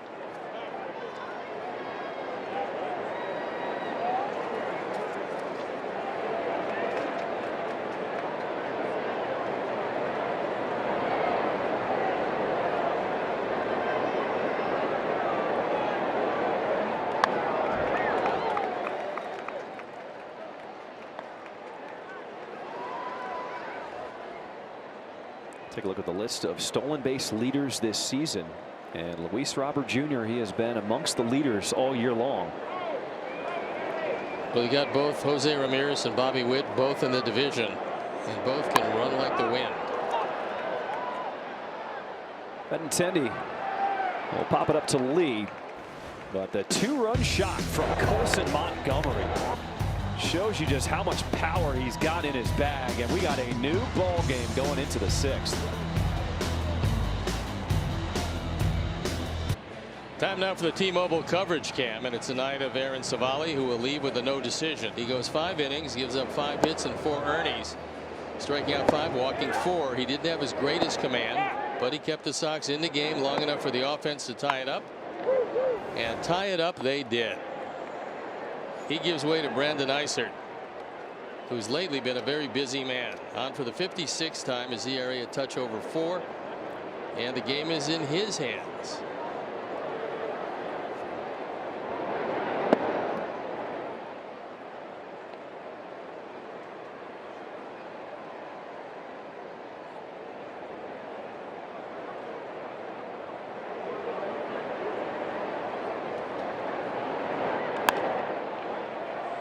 In the air to left field, Benintendi, as Outman is retired. Let's go to Connor on a little get to know your Sox. Well, let's get to know the home run hitter Colson Montgomery. I asked him, he's just 23 years old. What's a crazy food you haven't tried yet? He said, I'm not super into it, but liver or gizzards. He's heard about them both. I'm not sure what either one really is. Asked him how many tabs are open on his phone. He shut me down on this one, guys. Said 531. I asked him to elaborate. He absolutely refused. Thought I could outsmart him with this one. If you had to teach an 8th grade subject, figured he'd just have to give me some subject he could teach. He outflanked me here again and said PE. He could also teach how to outsmart a field reporter, but I think that's already in the 6th grade curriculum. Wait, you mean liver is not on your daily menu? Not on the daily. No. I mean, do you have a specific kind that you go with, John? I don't. Oh, absolutely. You do? All right. There's calf's liver, there's chicken livers, there's beef liver. I mean, it's pretty much there's a liver for every living being. So I think you got plenty of choices. The reason I know that so well is that I had to eat liver 3 times a week for a year. Yeah. Huh. Haven't had liver since, I don't think. But that's what happened, and it was after getting hepatitis. They said you might want to eat a lot of liver, which I did. I only know that because I put in my dog's food. It's supposed to be really good for dogs. Oh, it's terrific for dogs. Yeah. In fact, So, Steve, after that year, I got much more hair. If we brought the smorgasbord of liver down to Colson, you could walk him through it, kind of like a tasting course. Oh, absolutely. Fantastic. Are you kidding? Yeah. I'll let him know. I'm sure he's into it. I'm sure he certainly would love a little of that. Smack back up the middle, and Royce Lewis is having himself a night tonight. At the grand slam, and now a single here with 1 out in the 6th inning. 2 for 3. That's a changeup. You can see no spin on it, and Lewis goes out and gets it.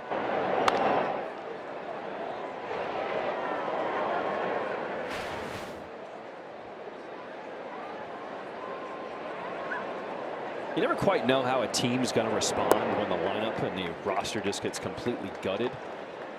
But it means there's a lot of opportunities for guys and a chance for guys to maybe live up to expectations. And Royce Lewis a chance now to finish out this season strong for the Twins.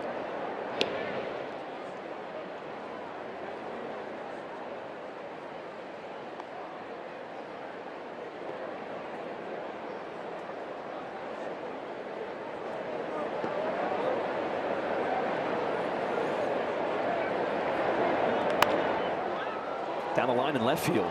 Long run for Benintendi. And hits the net out of play. Let's go back to Will Venable, who's mic'd up tonight. Hey, nice job. Hey, that's good for today, man. Awesome job, man. Way to go. Go, Coast. Ooh, Coast, touch him up, baby.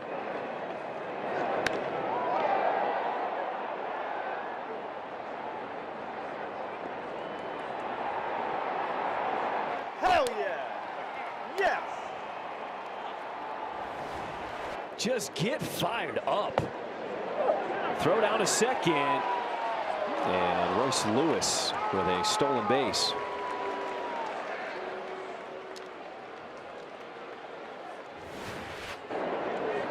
Lewis gets a pretty good jump, and the throw is high and away. The throw to second is pretty good, but unfortunately a touch late, as you can see the hand on the bag. Not the easiest to throw, and Teal might be happy that he made it that close.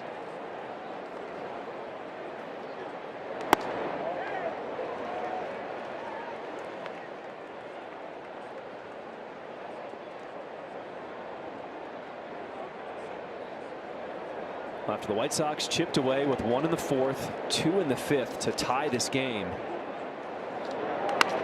Don't want to give it right back. Off the chest of Isert. Man, is he tough to stay with it and record the out. And it's time for the big story presented by Value City Furniture. And Byron Buxton has last 40 games versus the Sox. Safe to say he's done some damage. Sox have tried just about everything with him, and nothing has worked to this point. Slugging percentage .750. 16 bombs, 31 driven in, and a batting average well over 300.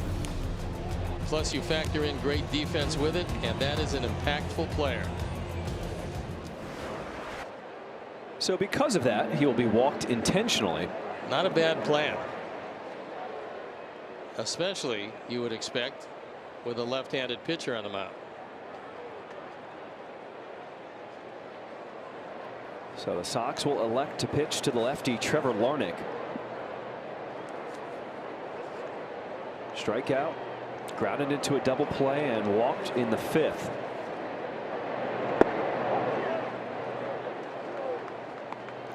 This half inning is brought to you by Wintrust. Different approach, better results.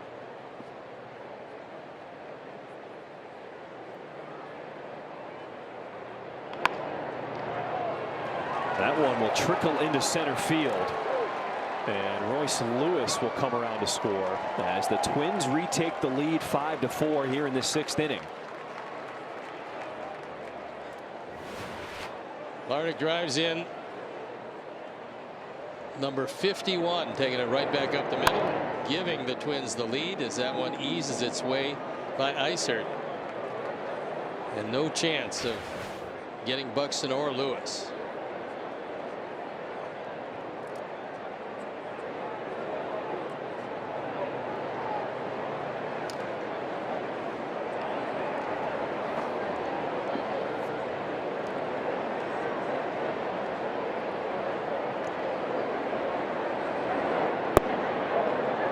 And it's time for tonight's Verizon Value presented by Verizon.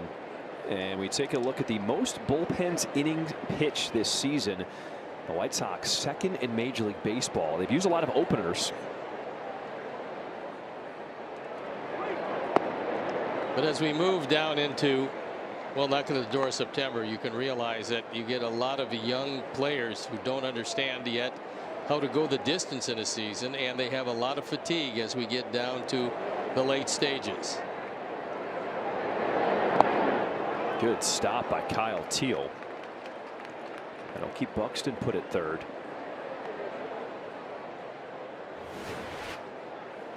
It's a change, and he splits his fingers on that change, and a nice stop.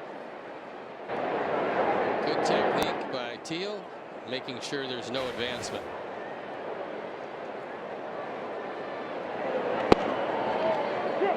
Frames that changeup right on the corner, and it's 2-2 here to Keyshaw.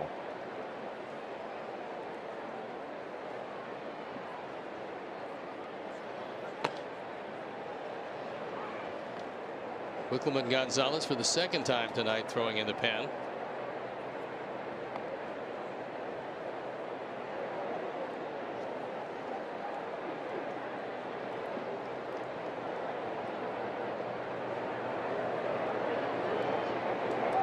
Two from Isert. Slap through the hole on the right side as Buxton will walk home. And Byron Buxton has just scored the 500th run in his career. It's a four-seam fastball. It's upstairs. And Keyshaw takes it through the right side. No chance at all for Lenine. And it's now a 2-run Twin lead.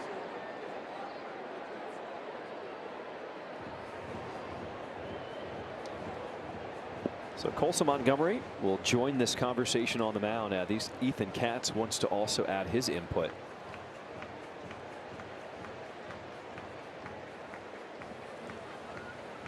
Stream every out-of-market game live or on demand. Plus, stream MLB Network 24/7 for the entire season. Blackout and other restrictions apply. Visit MLB.tv for details.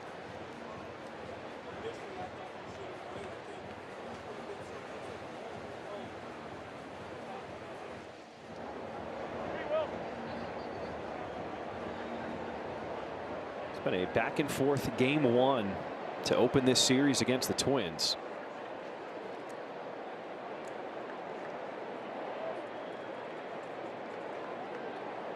As Isert trying to get the final out here in this top half of the 6th inning.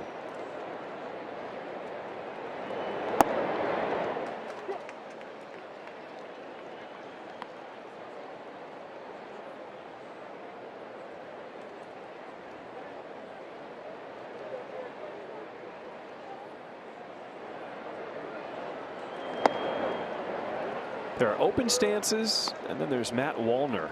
Open stance. That is as wide open a stance as you'll see, with 1 foot half out of the batter's box.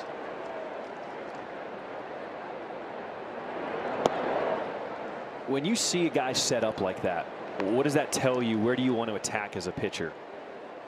Well, the hitter will do that because he sees the ball better, because both eyes are looking at the baseball. But usually when they set up like that, they're asking for the ball away.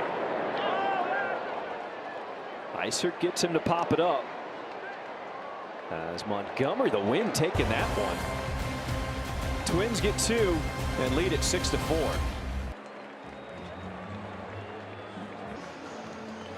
Earlier today, the Chicago Cubs held a public memorial for the late Chicago Cubs legend Ryne Sandberg, Jerry Reinsdorf, Frank Thomas, Tony La Russa, Bob Costas, Jim Thome, as well as Father Henry, were all in attendance.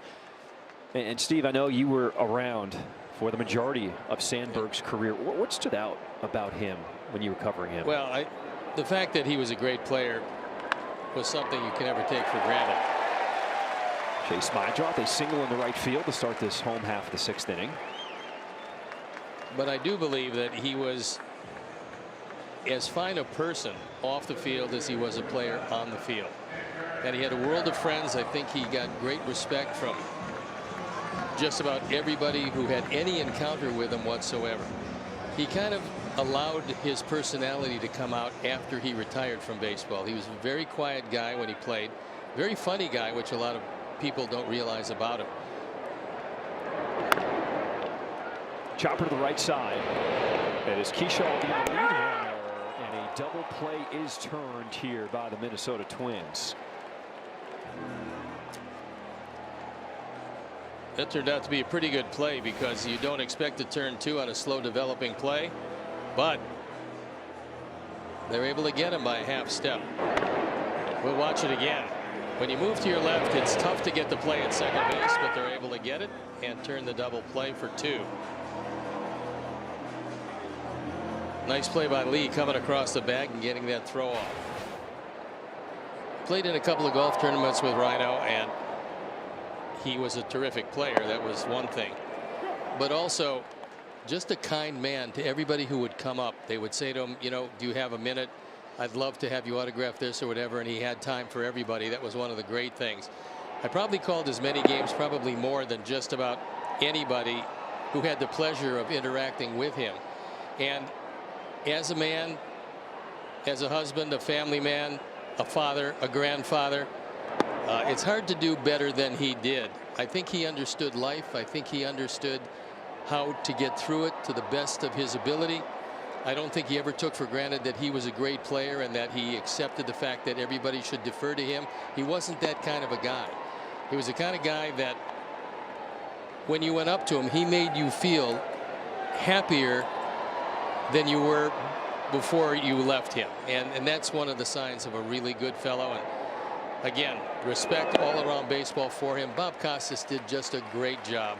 I mean, you brought in a guy who knew him. That Sandberg game against the Cardinals on a weekend that unfortunately was a national game. I didn't get a chance to do it. I was playing golf in Lake Geneva, and here's one of the great games the Cubs have ever played, the Sandberg game, where he hit 2 home runs to tie up the game off Bruce Sutter. It was something. And then when I found out that he got sick, but felt pretty good because I heard he was in remission, and that unfortunately didn't last, and we lost him too soon at the age of 65. It was a wonderful day for remembrance today, and I think that everybody involved with that did just a wonderful job. I think one of the great joys of having this job is obviously not just having the best seat in the house, being able to call the action every night, but it's getting to know players on a personal level and seeing them develop as humans over the course of their career, and you getting the chance to spend so much time with Sandberg. I think so cool to understand how his personality evolved post playing days. I mean, just watching him play on a daily basis, I think the greatest thing about him was you see guys who are spectacular, you see guys who are gifted, but you find a guy that plays just about every day, and consistency was his trademark. That's what he brought to the park every day, a consistent way to go about playing this game. I think we're also doing a better job, especially in baseball, of celebrating people while they're still alive. I think you never know when your time is up. Life is so short and so precious. And I think Ozzie Guillen said it something so special when he was celebrated on his day, that when you get that round of applause from the crowd when you're still here, that's what means so much to the players who laid it all out there for the course of their career.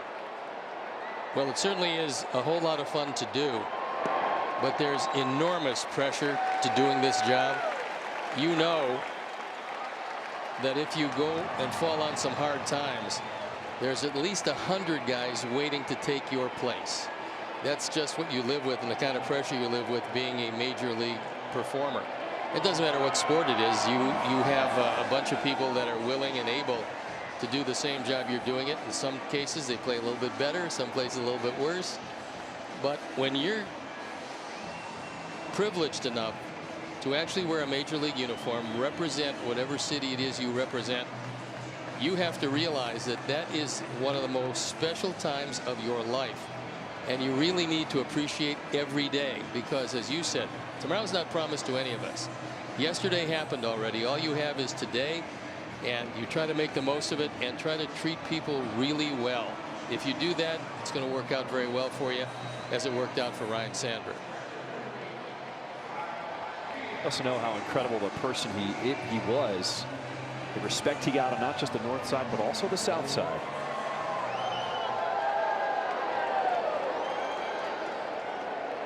Couple of 2-out walks here in this 6th inning will bring up Kyle Teel.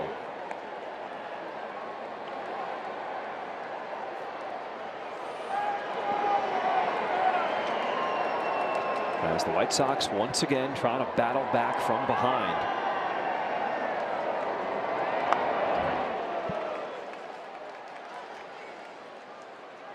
Well, the ball guy almost had to be relieved of his duties, because that one went whistling by.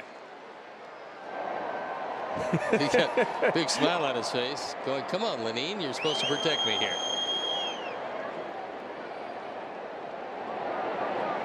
0-2.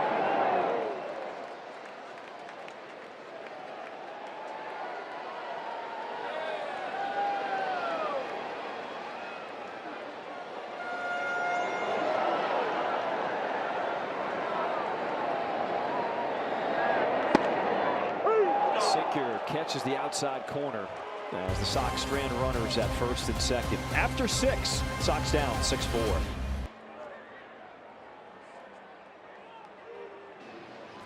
Well, you might think that motorcycles come out of left field, but no, you just aren't looking. Know your blind spots and start seeing motorcycles. It's not a game. Got a new pitcher in the ball game. Wickelman Gonzalez on for the 6th time. His ERA 2.25. Is another one of the 4 acquired from the Boston Red Sox in the Garrett Crochet deal. This half inning is brought to you by Value City Furniture. Gonzalez will face 5, 6, 7 in the lineup here for the Twins. And his stuff has been really good. Now, he's been up and down from AAA in the big leagues. But Will Venable has said repeatedly it's not because of performance that he gets sent down. It's just a numbers game. And of course, he uncorks one just like that. Well, he's still a very young pitcher, and he's got a really good arm. So Sox are going to give him every opportunity to show what he can do.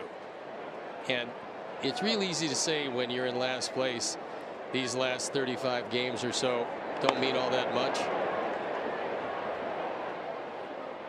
Well, they mean a great deal to especially a lot of the young players, because they're looking to leave an impression on everybody in this organization as they move into the offseason. They want to make sure that they remember what the stuff was, how good it was, and how they could command it.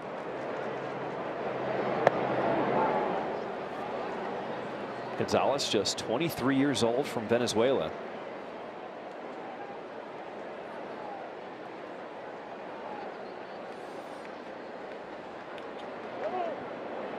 And another late time granted as Gonzalez was going through his motion. Yeah, that was a real late one. And for Stu Sherwater, I think when he looks at that again, and I'm pretty sure he will, he'll realize it. There has to be some point where you're not going to recognize the timeout, especially when a pitcher is almost ready to deliver the baseball. Missing outside, ball 4. Are you ready for your winning moment? Find it at Wind Creek Chicago Southland, where the action never stops. Play the hottest table games, enjoy the newest slots, and celebrate big jackpots. At Wind Creek, there's a win waiting for you around every corner.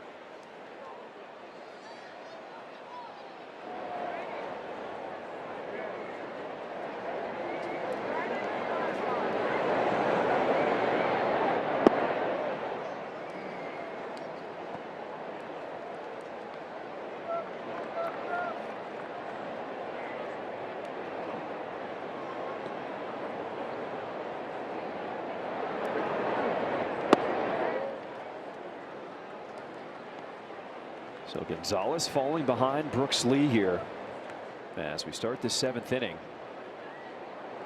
Already issuing the walk to Ryan Jeffers.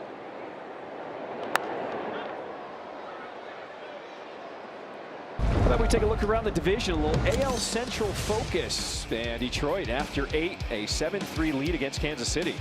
Kansas City's trying to get there at the end, and these are big games for them. Texas leading the Guardians 2-1. That game in the middle of the 7th. Chopper to the right side, backing up Mydroff, and his throw will go into left field. So Jeffers, he will be waved home. And the Twins take a 7-4 lead here in this 7th inning. Might be just the case of trying to get 2 before you get 1, and that one is well wide of the bag.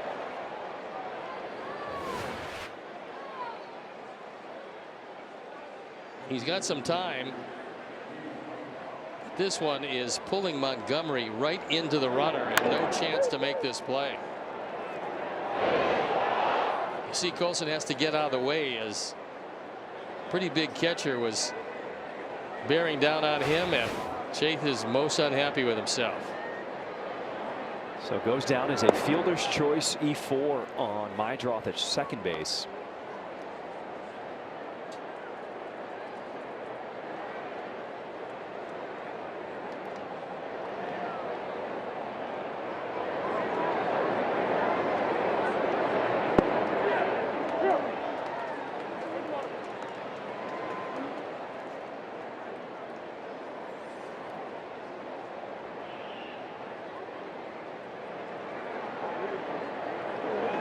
James Outman's 0 for 2, walked and scored with that grand slam in the 4th inning.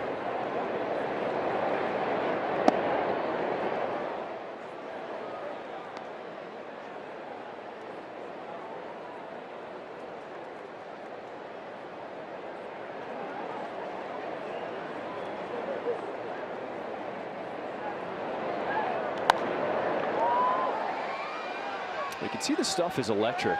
When Gonzalez comes in the zone with a fastball, we have not seen many good swings against it. No, he's got a nice delivery and still a very young pitcher with a promising arm. Just like all the youngsters that come up, he's going to have to learn the lessons that the major leagues have to teach everyone.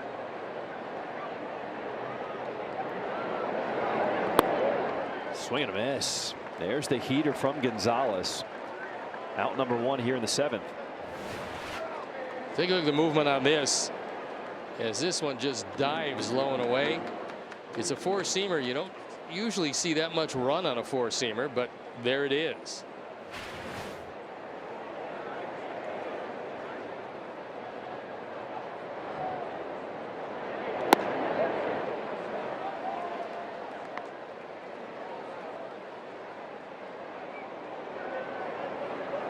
Well, Royce Lewis has done most of the damage tonight.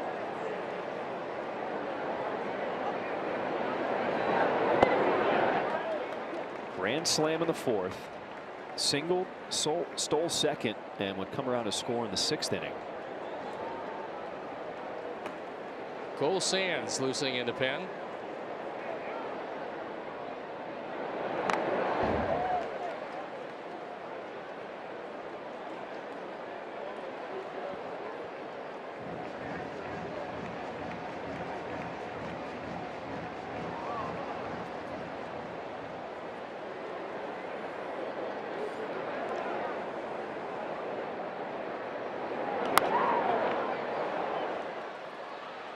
Well, a major series going down in the Bronx tonight.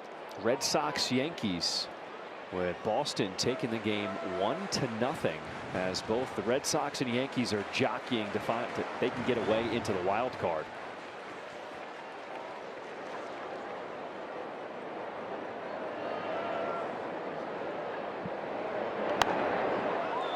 Another one popped up behind the plate, out of play. Aroldis Chapman seemingly defying the aging process, picked up his 24th save of the year.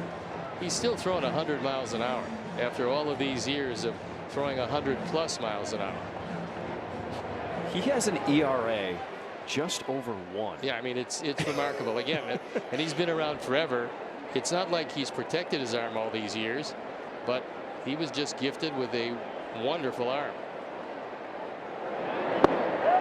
Swing and a miss on the changeup.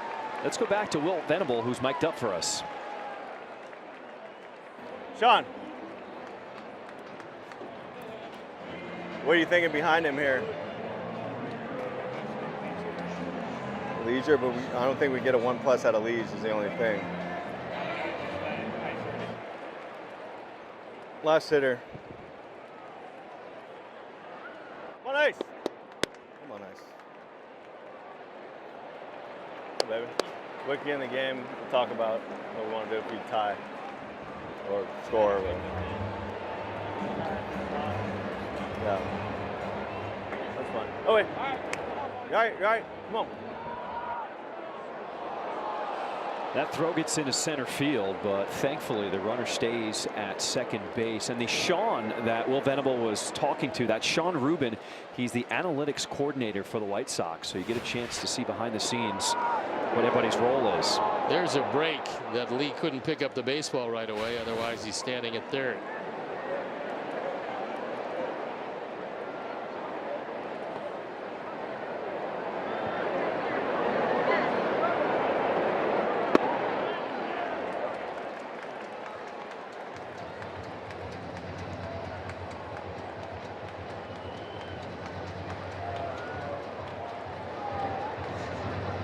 Twins have already scored 1 here in the 7th inning off the throwing error by Chase Mydroth.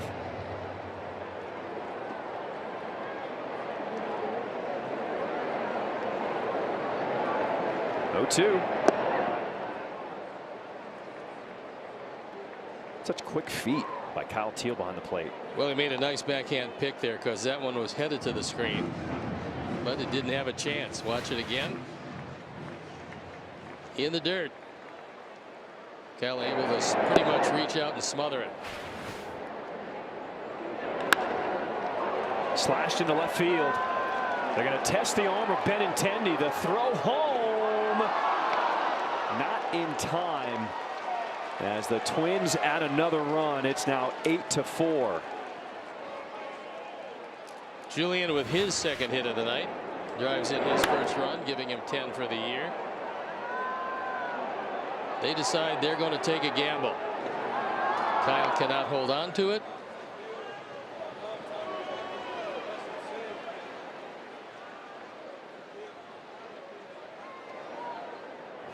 And it's an 8-4 game.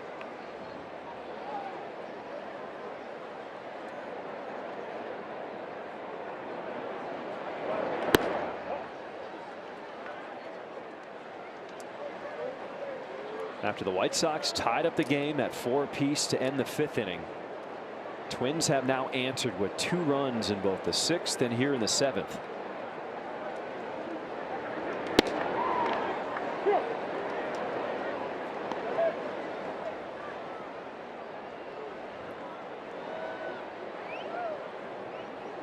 And somehow Byron Buxton hasn't really been in the middle of all the action tonight. Base hit and an intentional walk. In the air to shallow right, as Mydroth will squeeze it. That'll do it. Time to stretch here at the rate.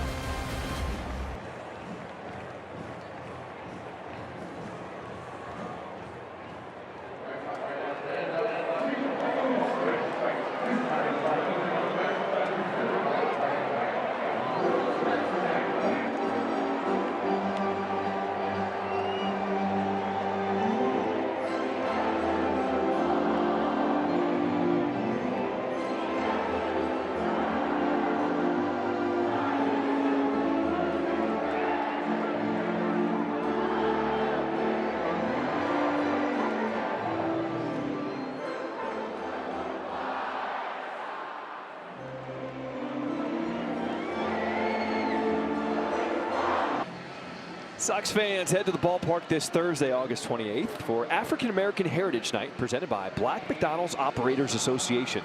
You can celebrate with friends and family as the White Sox take on the Yankees at 6:30. First 10,000 fans in attendance will receive an Ice Cube bobblehead. To purchase tickets, visit whitesox.com/promos. Got a new pitcher in the ball game. It is Cole Sands. On for the 55th time. ERA of 4 1/4.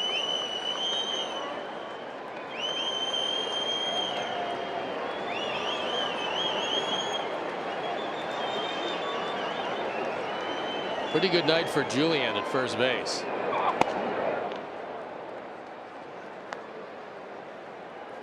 Sosa takes that heater upstairs, 2-0 to start this bottom half of the 7th inning. Sosa has driven in 1 of the 2 runs to start the game, and then that 2-run home run by Colson Montgomery. That's almost an impossible pitch not to swing at because you're diving out of the way of the ball. I think Lenine couldn't believe it, but that's what happens when something comes up and in. You turn away and the bat actually moves through the strike zone. As you can see, just trying to make sure he wasn't hit. But Jordan Baker said he did swing at it.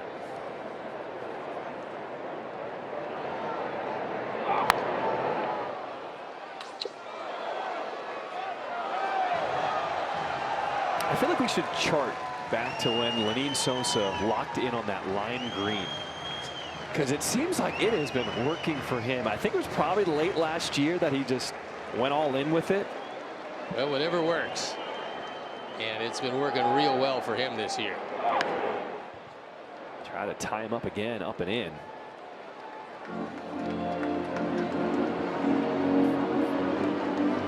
Good crowd on hand.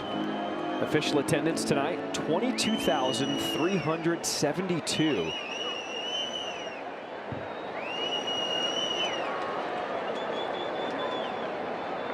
Two-two pitch. The bender comes back in the zone. How about a trip down on the farm or go to Connor? Got one at every level tonight, John. Will Robertson continues a very good run at AAA, his 20th home run of the season.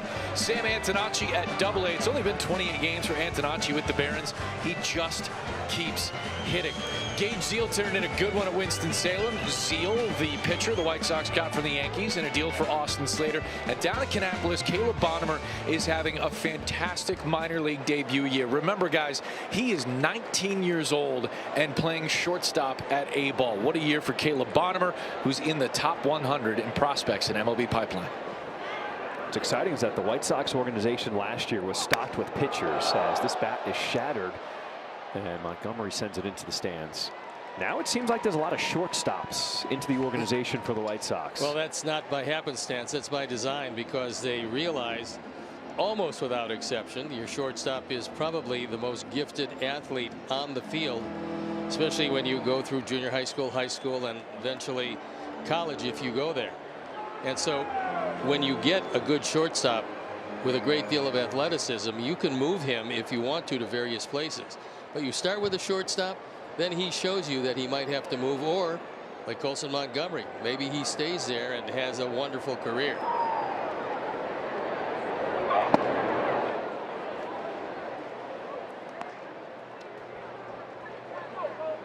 Well, it seems like a long time ago, but only a couple innings ago, that Colson Montgomery tied this game at 4 apiece with his 2-run shot. And took it to the opposite field, which is something we're seeing more of as he gets comfortable waiting a little bit longer, knowing he's got the power to take it out in left center as opposed to just pull power. Grounds this one to second. And there's out number 2.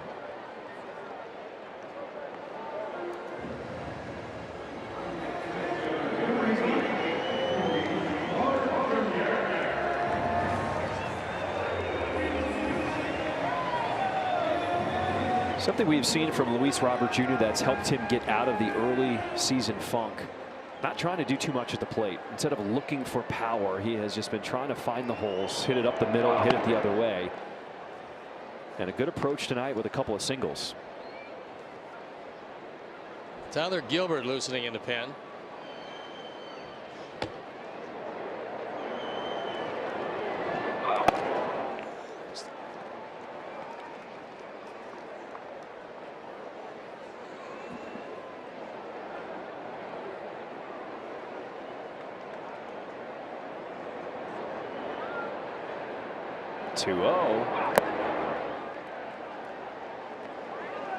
Weiss is having a very good night. A couple of base hits, a stolen base, and one shattered bat. This one driven into left field, backing up his outman, but he will make the catch just shy of the wall. We go to the 8th inning with the Sox down 4. Hey, Sox fans, for each strikeout by a White Sox pitcher at home this season, People's Gas will make a donation in support of White Sox charities. This year, People's Gas is celebrating 175 years of keeping life moving in Chicago through their tradition of giving back to the community. Follow People's Gas on social media or visit peoplesgasdelivery.com. Got a new pitcher in the ball game. It is Tyler Gilbert.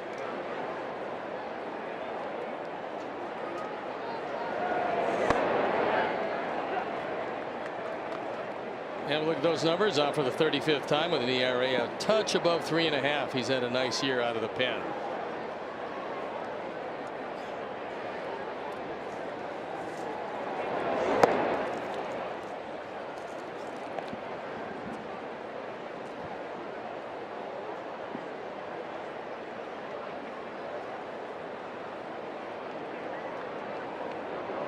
One on the count here to Trevor Larnach.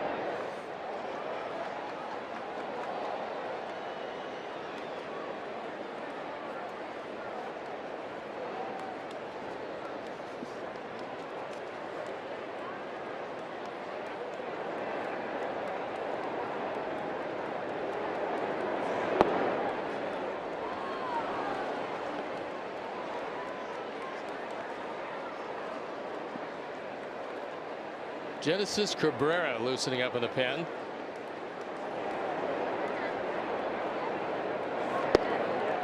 Good sweeper. Gets the strikeout to start the 8th inning.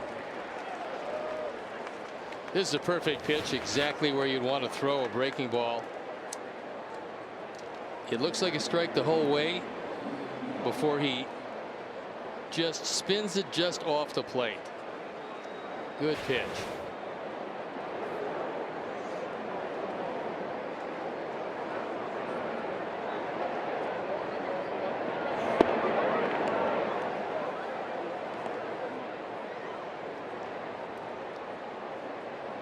With the off day yesterday for the White Sox, you would think pretty much everybody in the bullpen is available. But there is a lot of strategy involved when you think about just the stretch coming up for the White Sox. 17 games in 17 days.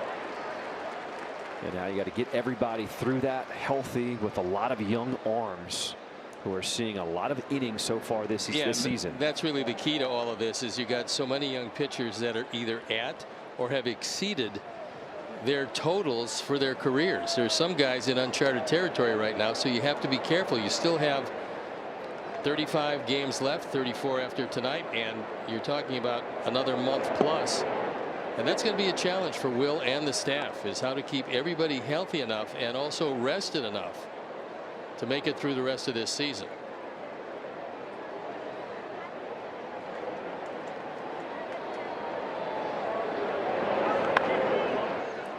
Just over the glove of Vargas. So a 2-out single for Matt Wallner. Time now for the upcoming schedule presented by Toyota. Let's go places. And we're not going any place for a while because it's the longest homestand of the year. 2 more with these Twins. The Royals come to town for 3, and then the Yankees for a 4-game series which ends this homestand. And then the Sox stay in the division by going to Minneapolis and Detroit. Yankees 5.5 games back in the AL East of the Toronto Blue Jays. Many people thought the Blue Jays, even though they got hot, were going to fold at some point, but they have held on to the race right now. Well, they got a good break tonight. Shane Bieber has come back, thrown 6 innings of brilliant baseball, and won the game for the Blue Jays. And that was a gamble on their part. I mean, they had seen him in his rehab starts and everything that went with it, but you never really know exactly how a guy is going to perform when the bell rings. So Austin Martin comes out to pinch run, and Shane Bieber throws a gem for the Blue Jays. Runner goes, and no chance for Teal behind the plate. A stolen base for Martin.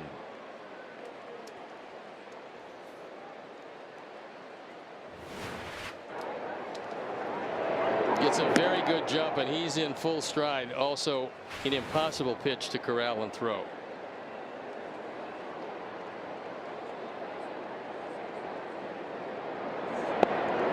I mean, you think about what that does for the Blue Jays now with Shane Bieber coming back. His first big league outing since April 2nd, 2024. Yeah, I mean, look, for them, it was a pretty big gamble because Cleveland certainly didn't give him away. They got some pretty good return for that. But Bieber at his best is as good as anybody around. Who do you like right now? Who are teams out there do you think? Let's start in the American League. Who do you think has a legitimate chance to get to the World Series? Well, I think in this case, and it sounds like I don't want to take a position. That was never really the case. I don't think there's a super team in the American League. I think that everybody has got a very good chance if they get hot enough. Coming in is Luis Robert Jr. who will make the grab to end this top of the 8th inning. Sox down to their final 6 outs of the night.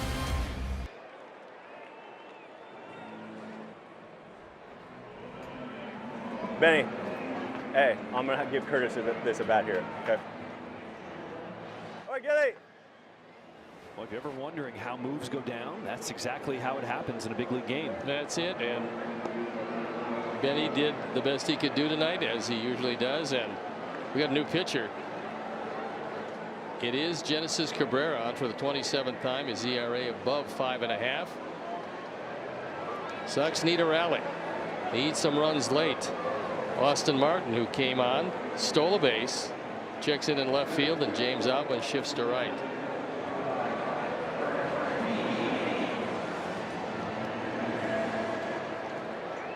So Curtis Mead with a pinch hit opportunity to start this bottom half of the 8th inning.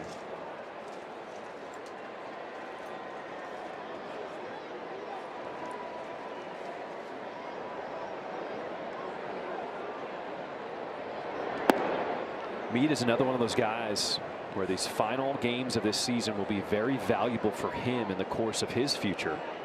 24 years old, former top prospect in Major League Baseball, was brought over in the trade from the Rays at the deadline.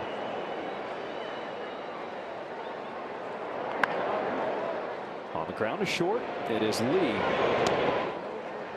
One out here in this 8th inning. It's time now for a preview of White Sox postgame live, presented by Yingling. We check in with Chuck and Ozzie. You know, there's been a lot that has happened in this game, but as I look at the score, it's a 4-run deficit, and there was one pitch to Royce Lewis that's the difference in this game, the grand slam that he hit off Savale. Well, Savale was throwing the ball very well all the song. One pitch changed the game. Then Montgomery got untied the game.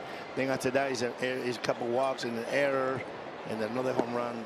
And that is the reason they are taking the lead right now. The White Sox have, you know, lost a couple of games they should have won in the past few days. How about they turn the tables and get a comeback, big comeback win here tonight? Having weird game. Let's make it worse. Weirder? Yeah, weirder. A weirder with a win for the Sox. We'll see you on the postgame show. We'll take a weird win. Don't matter. At this point, any win will do. I mean, it's Elvis night. You know things are going to get a little weird. Especially a comeback.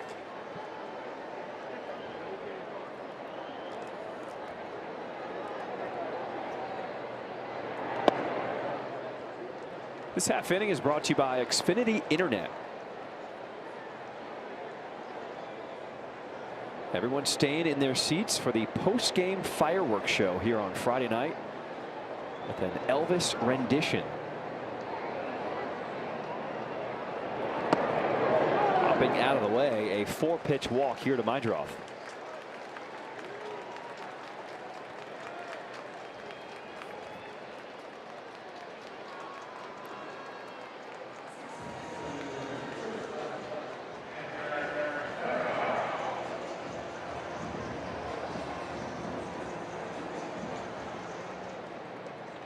Well, for Rocco Baldelli, when he had Jax and Duran coming in 8th and 9th, it was almost a push-button managerial situation. But now those guys are gone, and they have to mix and match out of that pen, and it's not an easy thing, especially as the year has moved to just about the end of August, and you get a lot of tired arms out there. Also, Danny Coulombe, another arm who was very important out of the bullpen. He was a good pitcher against left-hand hitters, especially.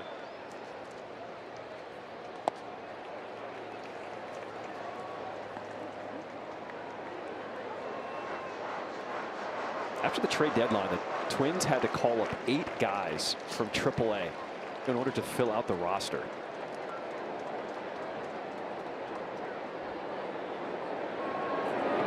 I was talking to a few of the Twins people, and what they said was, after the trade deadlines moved, they were standing in the locker room looking around and wondering exactly where they were. They didn't recognize most of these guys that were coming in, and it was just like, where did we go?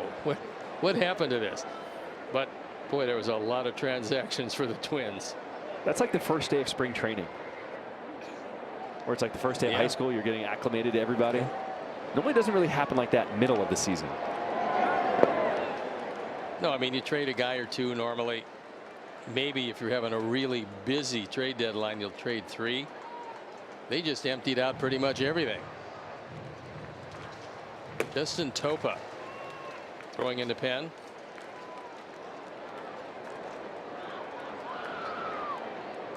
2 balls, 2 strikes. The count here to Edgar Caro. Goes down and gets this one. Just golfs it into left field. We've seen some really quality at-bats from Caro here tonight. We got a base hit through a vacated left side. That was a ground ball and a run batted in the 4th. And now he reaches down from his strong side, which is the right side. Stays with it. Takes it basically off the ground here and drives it into left center field. So a couple men on. Get another bloop. Long ball. You tie it up. Easy as that. If I could just stay down on my 7-iron like that, I'd have a halfway decent golf game. Pete Mackey coming out once again.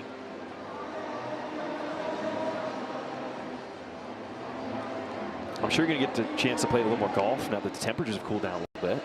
Well, it was for a while there. It was wasn't so great. You could He would start out right around 5'10" and end about 5'4".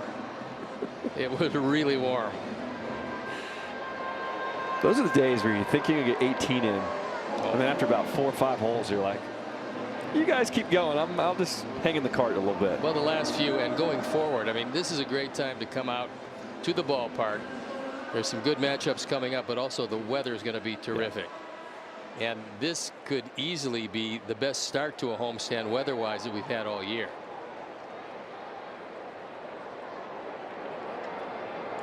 Two on for Mike Tauchman.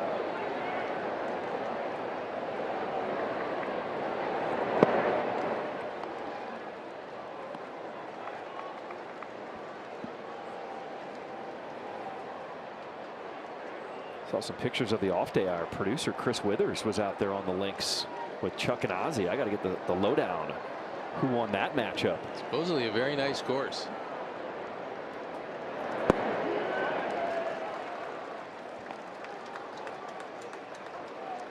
(2-0) here to Tauchman as the Sox trying to get back into this ball game, down 4, 1 out in the 8th inning.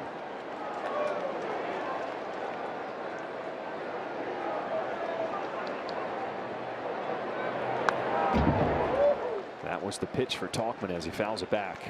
Got a 2-0 fastball. You're only looking fastball. He got it right down the middle. Unfortunately, fouled it back. There you see the four-seamer, and it splits the plate.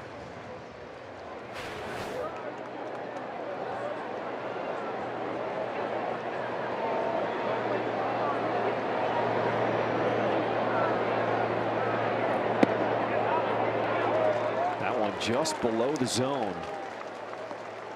And Tauchman might get another opportunity for a fastball, a potential cookie coming up. Well, I think he's getting a fastball. The only question is, where is it going to be?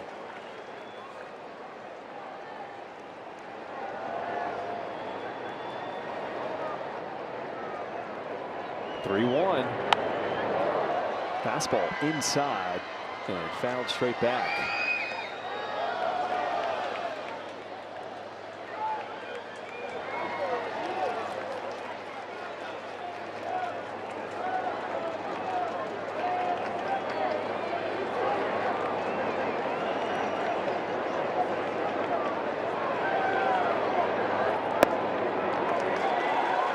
Inside, and the bases are now loaded. Tying run comes to the plate for the Sox. And that's going to be it for Cabrera. He's going to leave this one. And he's going to leave it with the bases loaded. So as the Sox try to battle back, we're going to step out, and we'll be back. Big spot here with the White Sox trailing the Twins by 4. You got to get the ball in the air, and Miguel Vargas might just be the man to do it. The third lowest ground ball rate in all of baseball. Those two guys on top, Rowley and Torkelson, you can pull the ball for a little bit of power, John and Steve. Oh, I would say so. The big dumper having himself quite a year out in Seattle. And we got a new pitcher in the ball game. Justin Topa on for the 48th time. His ERA a little above 3.5. With no margin for errors, the Sox try to battle back.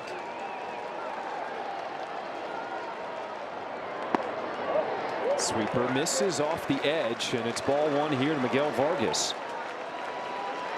Vargas has been patient tonight. He's taken 2 walks as he stares down the bases loaded here in this 8th inning.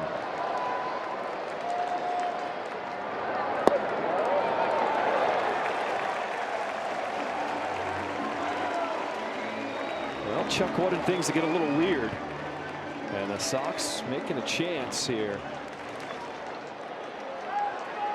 Got Teal in the on-deck circle. That would be a lefty-righty advantage for the Sox. Another one misses, and it's 3-0. Do you give him the green light? Nope. You need runs. You need some base runners. Don't give him the 3-0 green light here.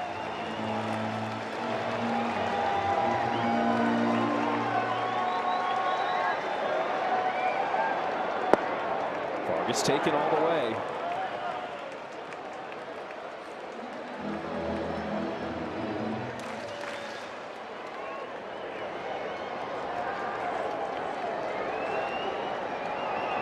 (3-1) pitch. it had the whole zone.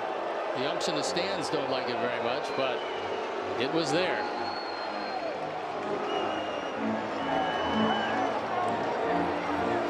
From 3-0 to 3-2. A pitch to Vargas. Down the line in right field. Outman racing over and out of play.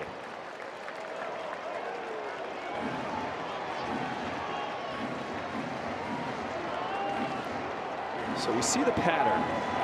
3 sweepers, they all missed. And the sinker he's able to find the zone with. Well, you would think, not wanting to walk a run in, he would go to a low sinker. He went back to the sweeper, and he missed every single time. He missed again. The Sox will score a run with that walk to Vargas, and it's now a 3-run ball game. We'll go pitch by pitch, and this one misses, and that one misses, and then that one misses. Now he throws a couple of strikes with sinkers and decides, you know what, I'll go back to that slider, and misses again. 3rd walk tonight for Miguel Vargas. Oh, watch out, Kyle Teel.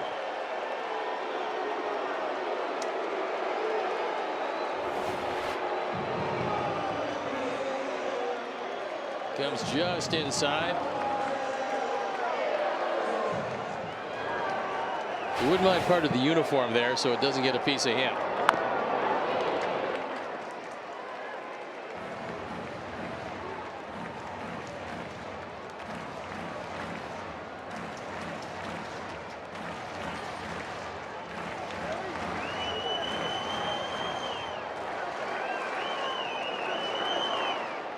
Bases loaded, 1 out with the Sox down 3. And Topa is having a hard time finding the zone with that sweeper.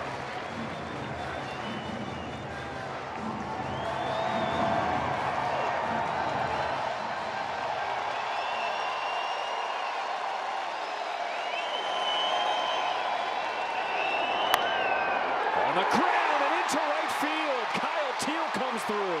Caro scores. As a throw comes back in quickly, the Sox get one off the RBI single. It's now an 8-6 ball game. Teel drills it through the right side after taking a look at a couple that missed.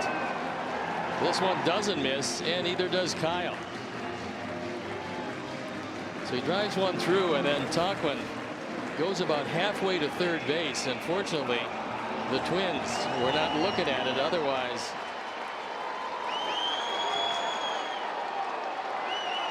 that was Edgar Caro, sorry.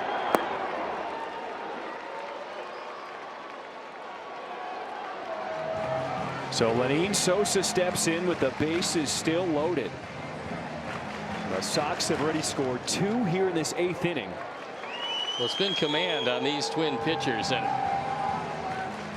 when you trade most of your bullpen, you're going to have some bullpen problems. That was all factored into the calculus for the Twins as they pretty much unloaded.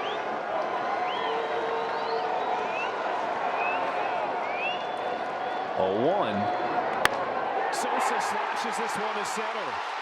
Tauchman will score. Slamming on the brakes at third. Justin Jersley says, let's keep this momentum going. It's a 1-run ball game. RBI single to Lenin Sosa.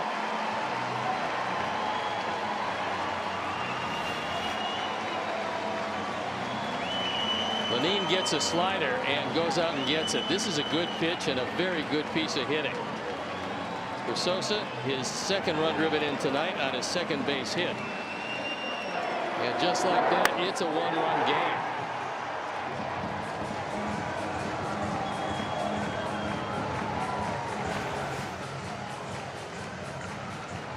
Nice decision by Justin at third because he's dead to rights at the plate.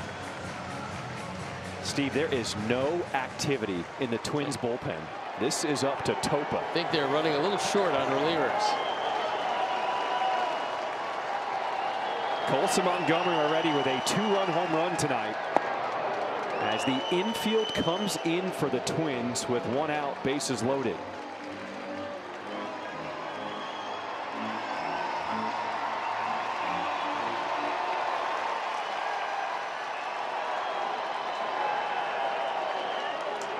A 1 pitch.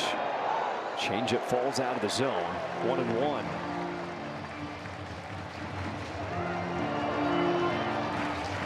White Sox with 3 runs scored here in this 8th inning.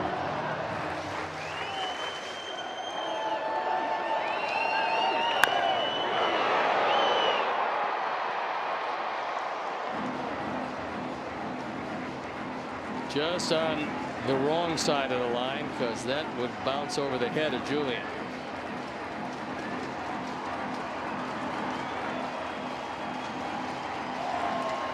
Grant Taylor loosening in the pen. Sox looking to put him in with a lead. 1 ball, 2 strikes to count here to Colson Montgomery.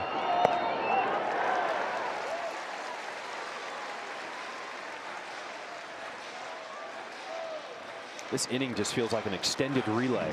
Each guy just continuing to pass the baton in the lineup. 3 walks, 3 hits so far. Montgomery fouls away the 2-2 pitch. Back in the 5th inning, Montgomery showing the power to left center. Got a slider that didn't do a whole lot and took it out opposite field. 106 miles an hour.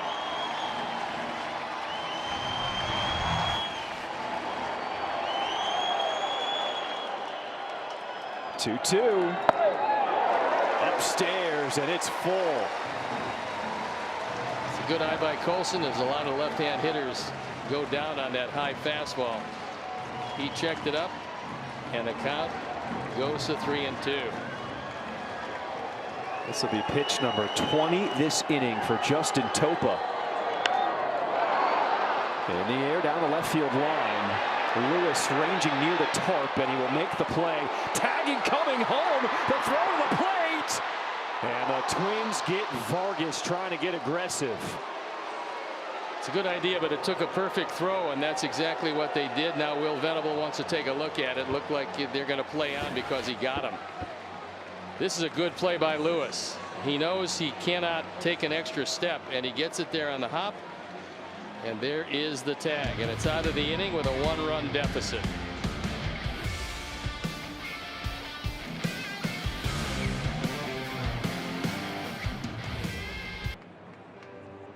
We got Grant Taylor as a new pitcher.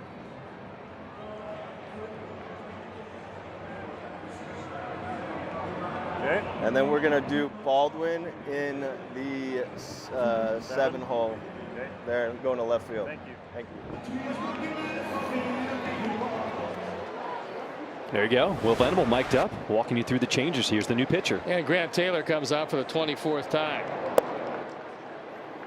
He's going to hold him right there. It's a 1-run deficit as the Sox battle back to get within 1 and still have 3 outs to go in the bottom of the 9th. There's Brooks Baldwin taking over left field for Andrew Benintendi. Sox got aggressive there to end the 8th inning. And to your point, it took a perfect throw from Lewis to the plate to get Vargas. Yeah, I mean, with good execution, and we saw Jeffers hold on to the ball, which has been somewhat problematic for the Sox on similar plays at the plate. But the throw is right on the money, and they just barely were able to get Vargas. And a 4-pitch walk to start this 9th inning. Sox fans, join us at the ballpark next Sunday, August 31st for Childhood Cancer Awareness Day, presented by CIBC as the White Sox take on the Yankees. The first 10,000 fans in attendance will receive a gold ribbon hat. To purchase tickets, visit whitesox.com/promos.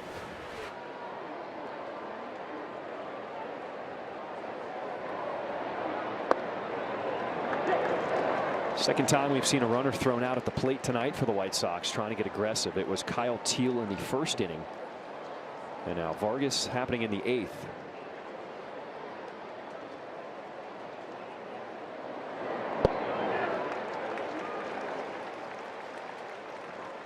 And Outman now down 0-2. Lee doesn't steal very much. He's tried to swipe 3 bags, been successful twice.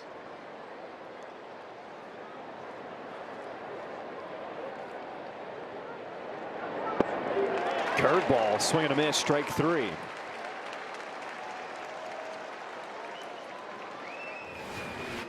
He went to 3 hooks, the third of which gets the job done. Good rotation over the top, and a spiked index finger allows him to get even more rotation on that.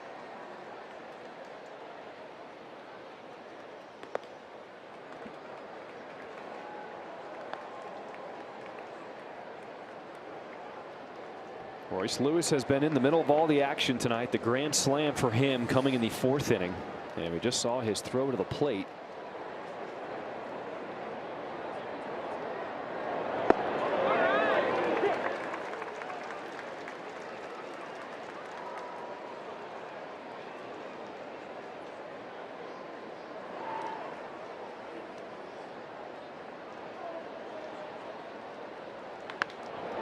And Lewis will slash that one into left field, his 3rd hit tonight.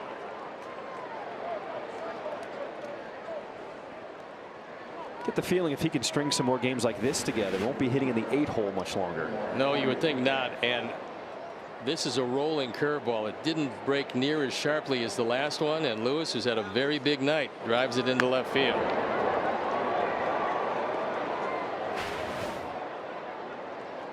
Oftentimes see managers move guys down in the lineup, take pressure off of some of their stars when they're struggling.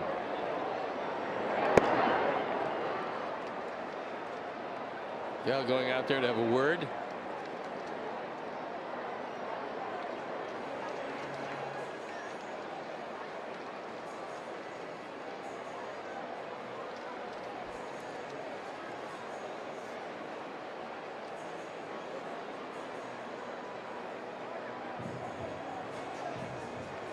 See Will Venable going through the matchups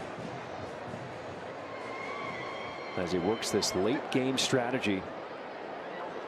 Try to come back here against the Twins in the opener in this series.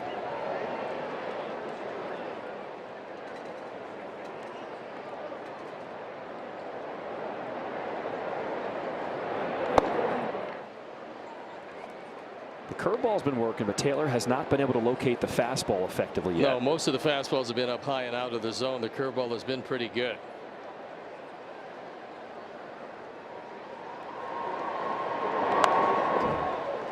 So he goes back to the hook and forces a swing in the upper regions of the strike zone.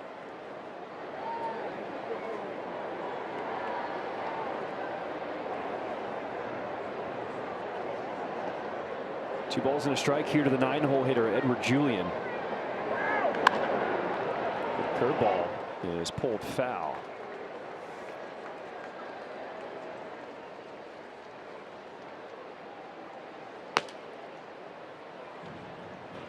Steven Wilson throwing in the pen.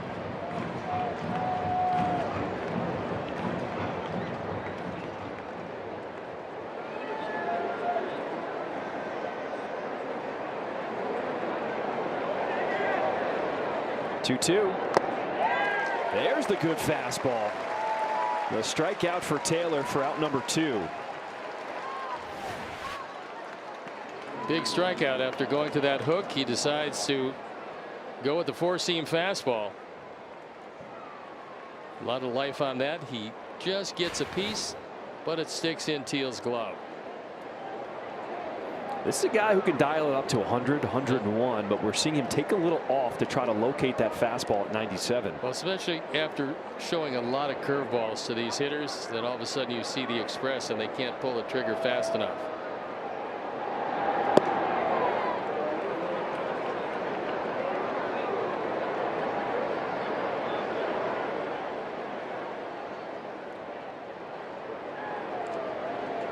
Lee's on at second with a walk. Royce Lewis on at first with a single.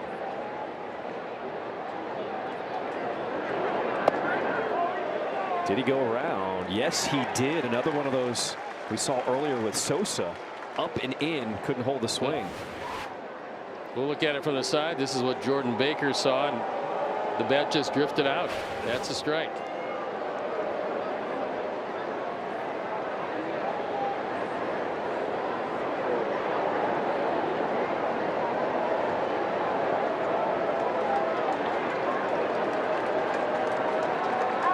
2 outs here in this top of the 9th inning. Big whiff on that slider. It wasn't even close. In Buxton's mind, that was a fastball, and he was going to go and get it. Then, oops, it's got spin, and it just dove about a foot outside.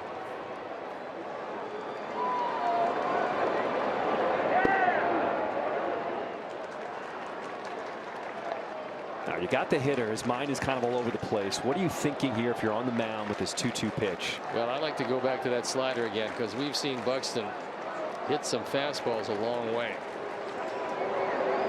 2-2. Fastball, and Buxton delivers that one into right field. Lee, he is waved home. The throw to third is late. And the Twins put a run on the board in this 9th inning, make it a 9-7 game. And after making Buxton look bad on that slider, he goes to a 4-seam fastball. Buxton, who has always hit the Sox very well, takes it through the right side, and that is a huge run of the insurance variety.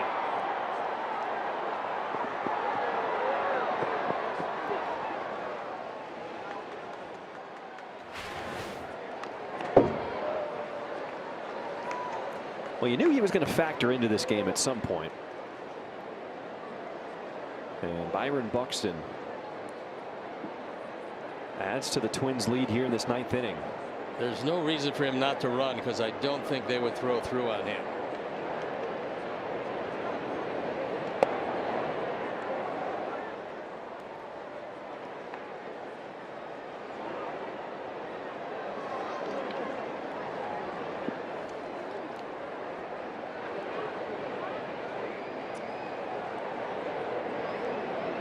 One ball, one strike.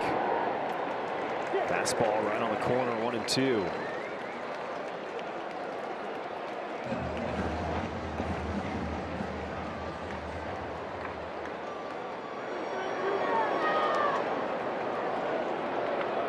Runners on at the corners. Curveball. Ooh, not called as Byron Buxton takes second base. Well, that takes the force out of the equation, which is why you run with him in the first place. There was no chance. They weren't going to throw through.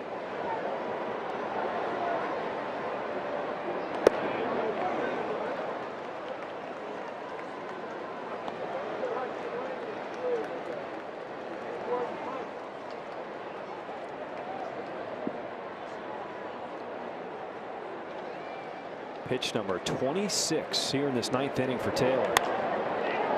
In the air to right field, Talkman with the grab. Here we go. Sox down 2. We go to the bottom of the 9th.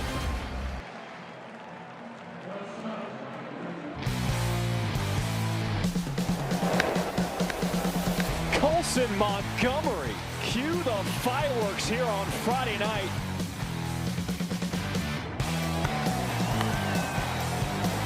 Come on, boys. There's the path, boys. White Sox with a chance as we start this bottom of the 9th. And the man who gave up 3 runs in the 8th is still on the mound for the Minnesota Twins. And Luis Robert to lead it off. You need base runners. Topa's still in the game.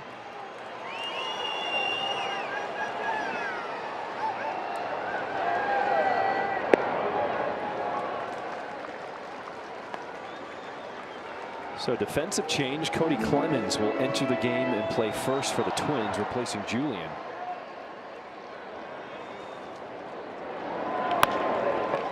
Ground ball to short. Lee with the throw. Well, there's one away to start this bottom of the 9th inning.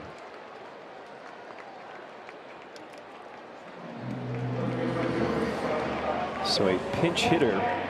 Brooks Baldwin entered the game to play left, his first at bat of the night.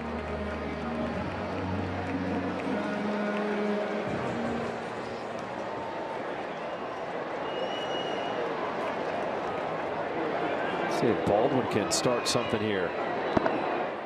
Ooh. That one somehow got by Jeffers. Probably he's saying to Stu Sherwater, hey, I'll catch the next one, but I'm kind of sorry about that one because that got him. And Stu's saying, yeah, you better. Look, please. Work on stopping the next one.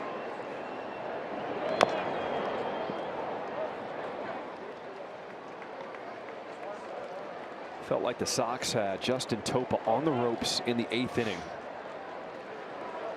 Took a chance and just didn't go their way. Ends with a double play on a really good throw and catch.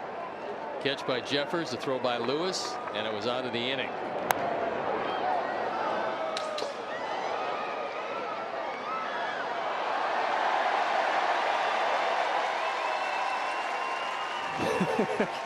You come to the ballpark with a gold jacket, and now you get a ball to go home with.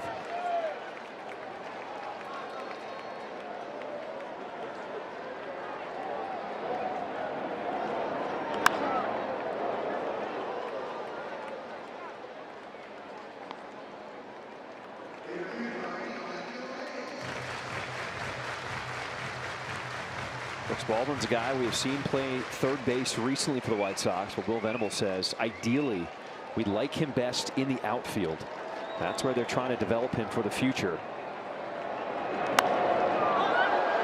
Popped up. Jeffers gets rid of the mask. And the Sox down to their final out of the night.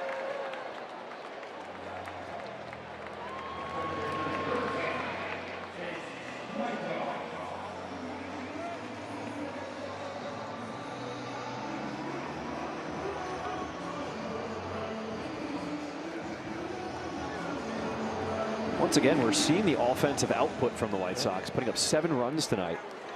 And they were fairly patient. They drew enough walks to be able in the middle of these rallies to drive home some runs. But normally when you get a couple of guys cut down at the plate, and I can understand the philosophy of being aggressive, I think one of the great keys is being selectively aggressive. And got to credit the Twins on a couple of really good plays they made.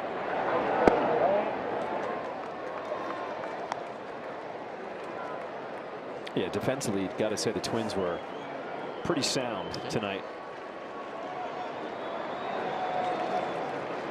1-1.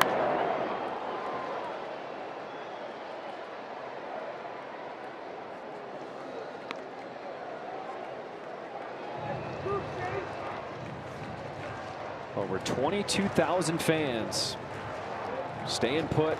Post-game fireworks coming up next. Can the Sox mount a rally? 1-2. Ooh, Meitroth goes down. That's one thing he certainly didn't need.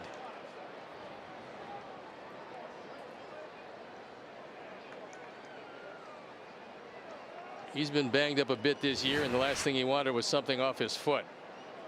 A sinker inside. Looks like it might have gotten the ankle above the shoe. Ooh. Yeah, it did. That does not feel too good. He was just on the injured list after taking a pitch off of his right thumb.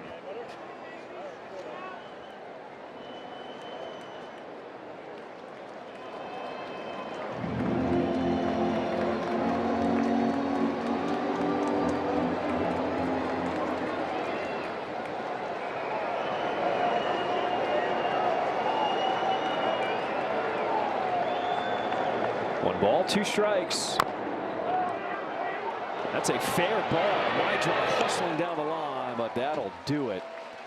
Sox tried to rally late, but come up short and lose the opener of this series against the Twins, 9-7. Yeah, I mean, at least the Sox came back in this one, giving you a little hope for tomorrow, but they're going to have to play a little cleaner game to get that one done. So, long turnaround, get your rest anyway, and I'll see you then. All right, that'll do it. Final score, it is the White Sox losing here to the Twins 9-7. For Conor McKnight, Brooke Fletcher, Steve Stone, I'm John Schriff, and thanks for joining us here on CHSN and WCIU The U. White Sox postgame live presented by Yingling comes your way next. Chuck, Ozzie, guys, it's all yours.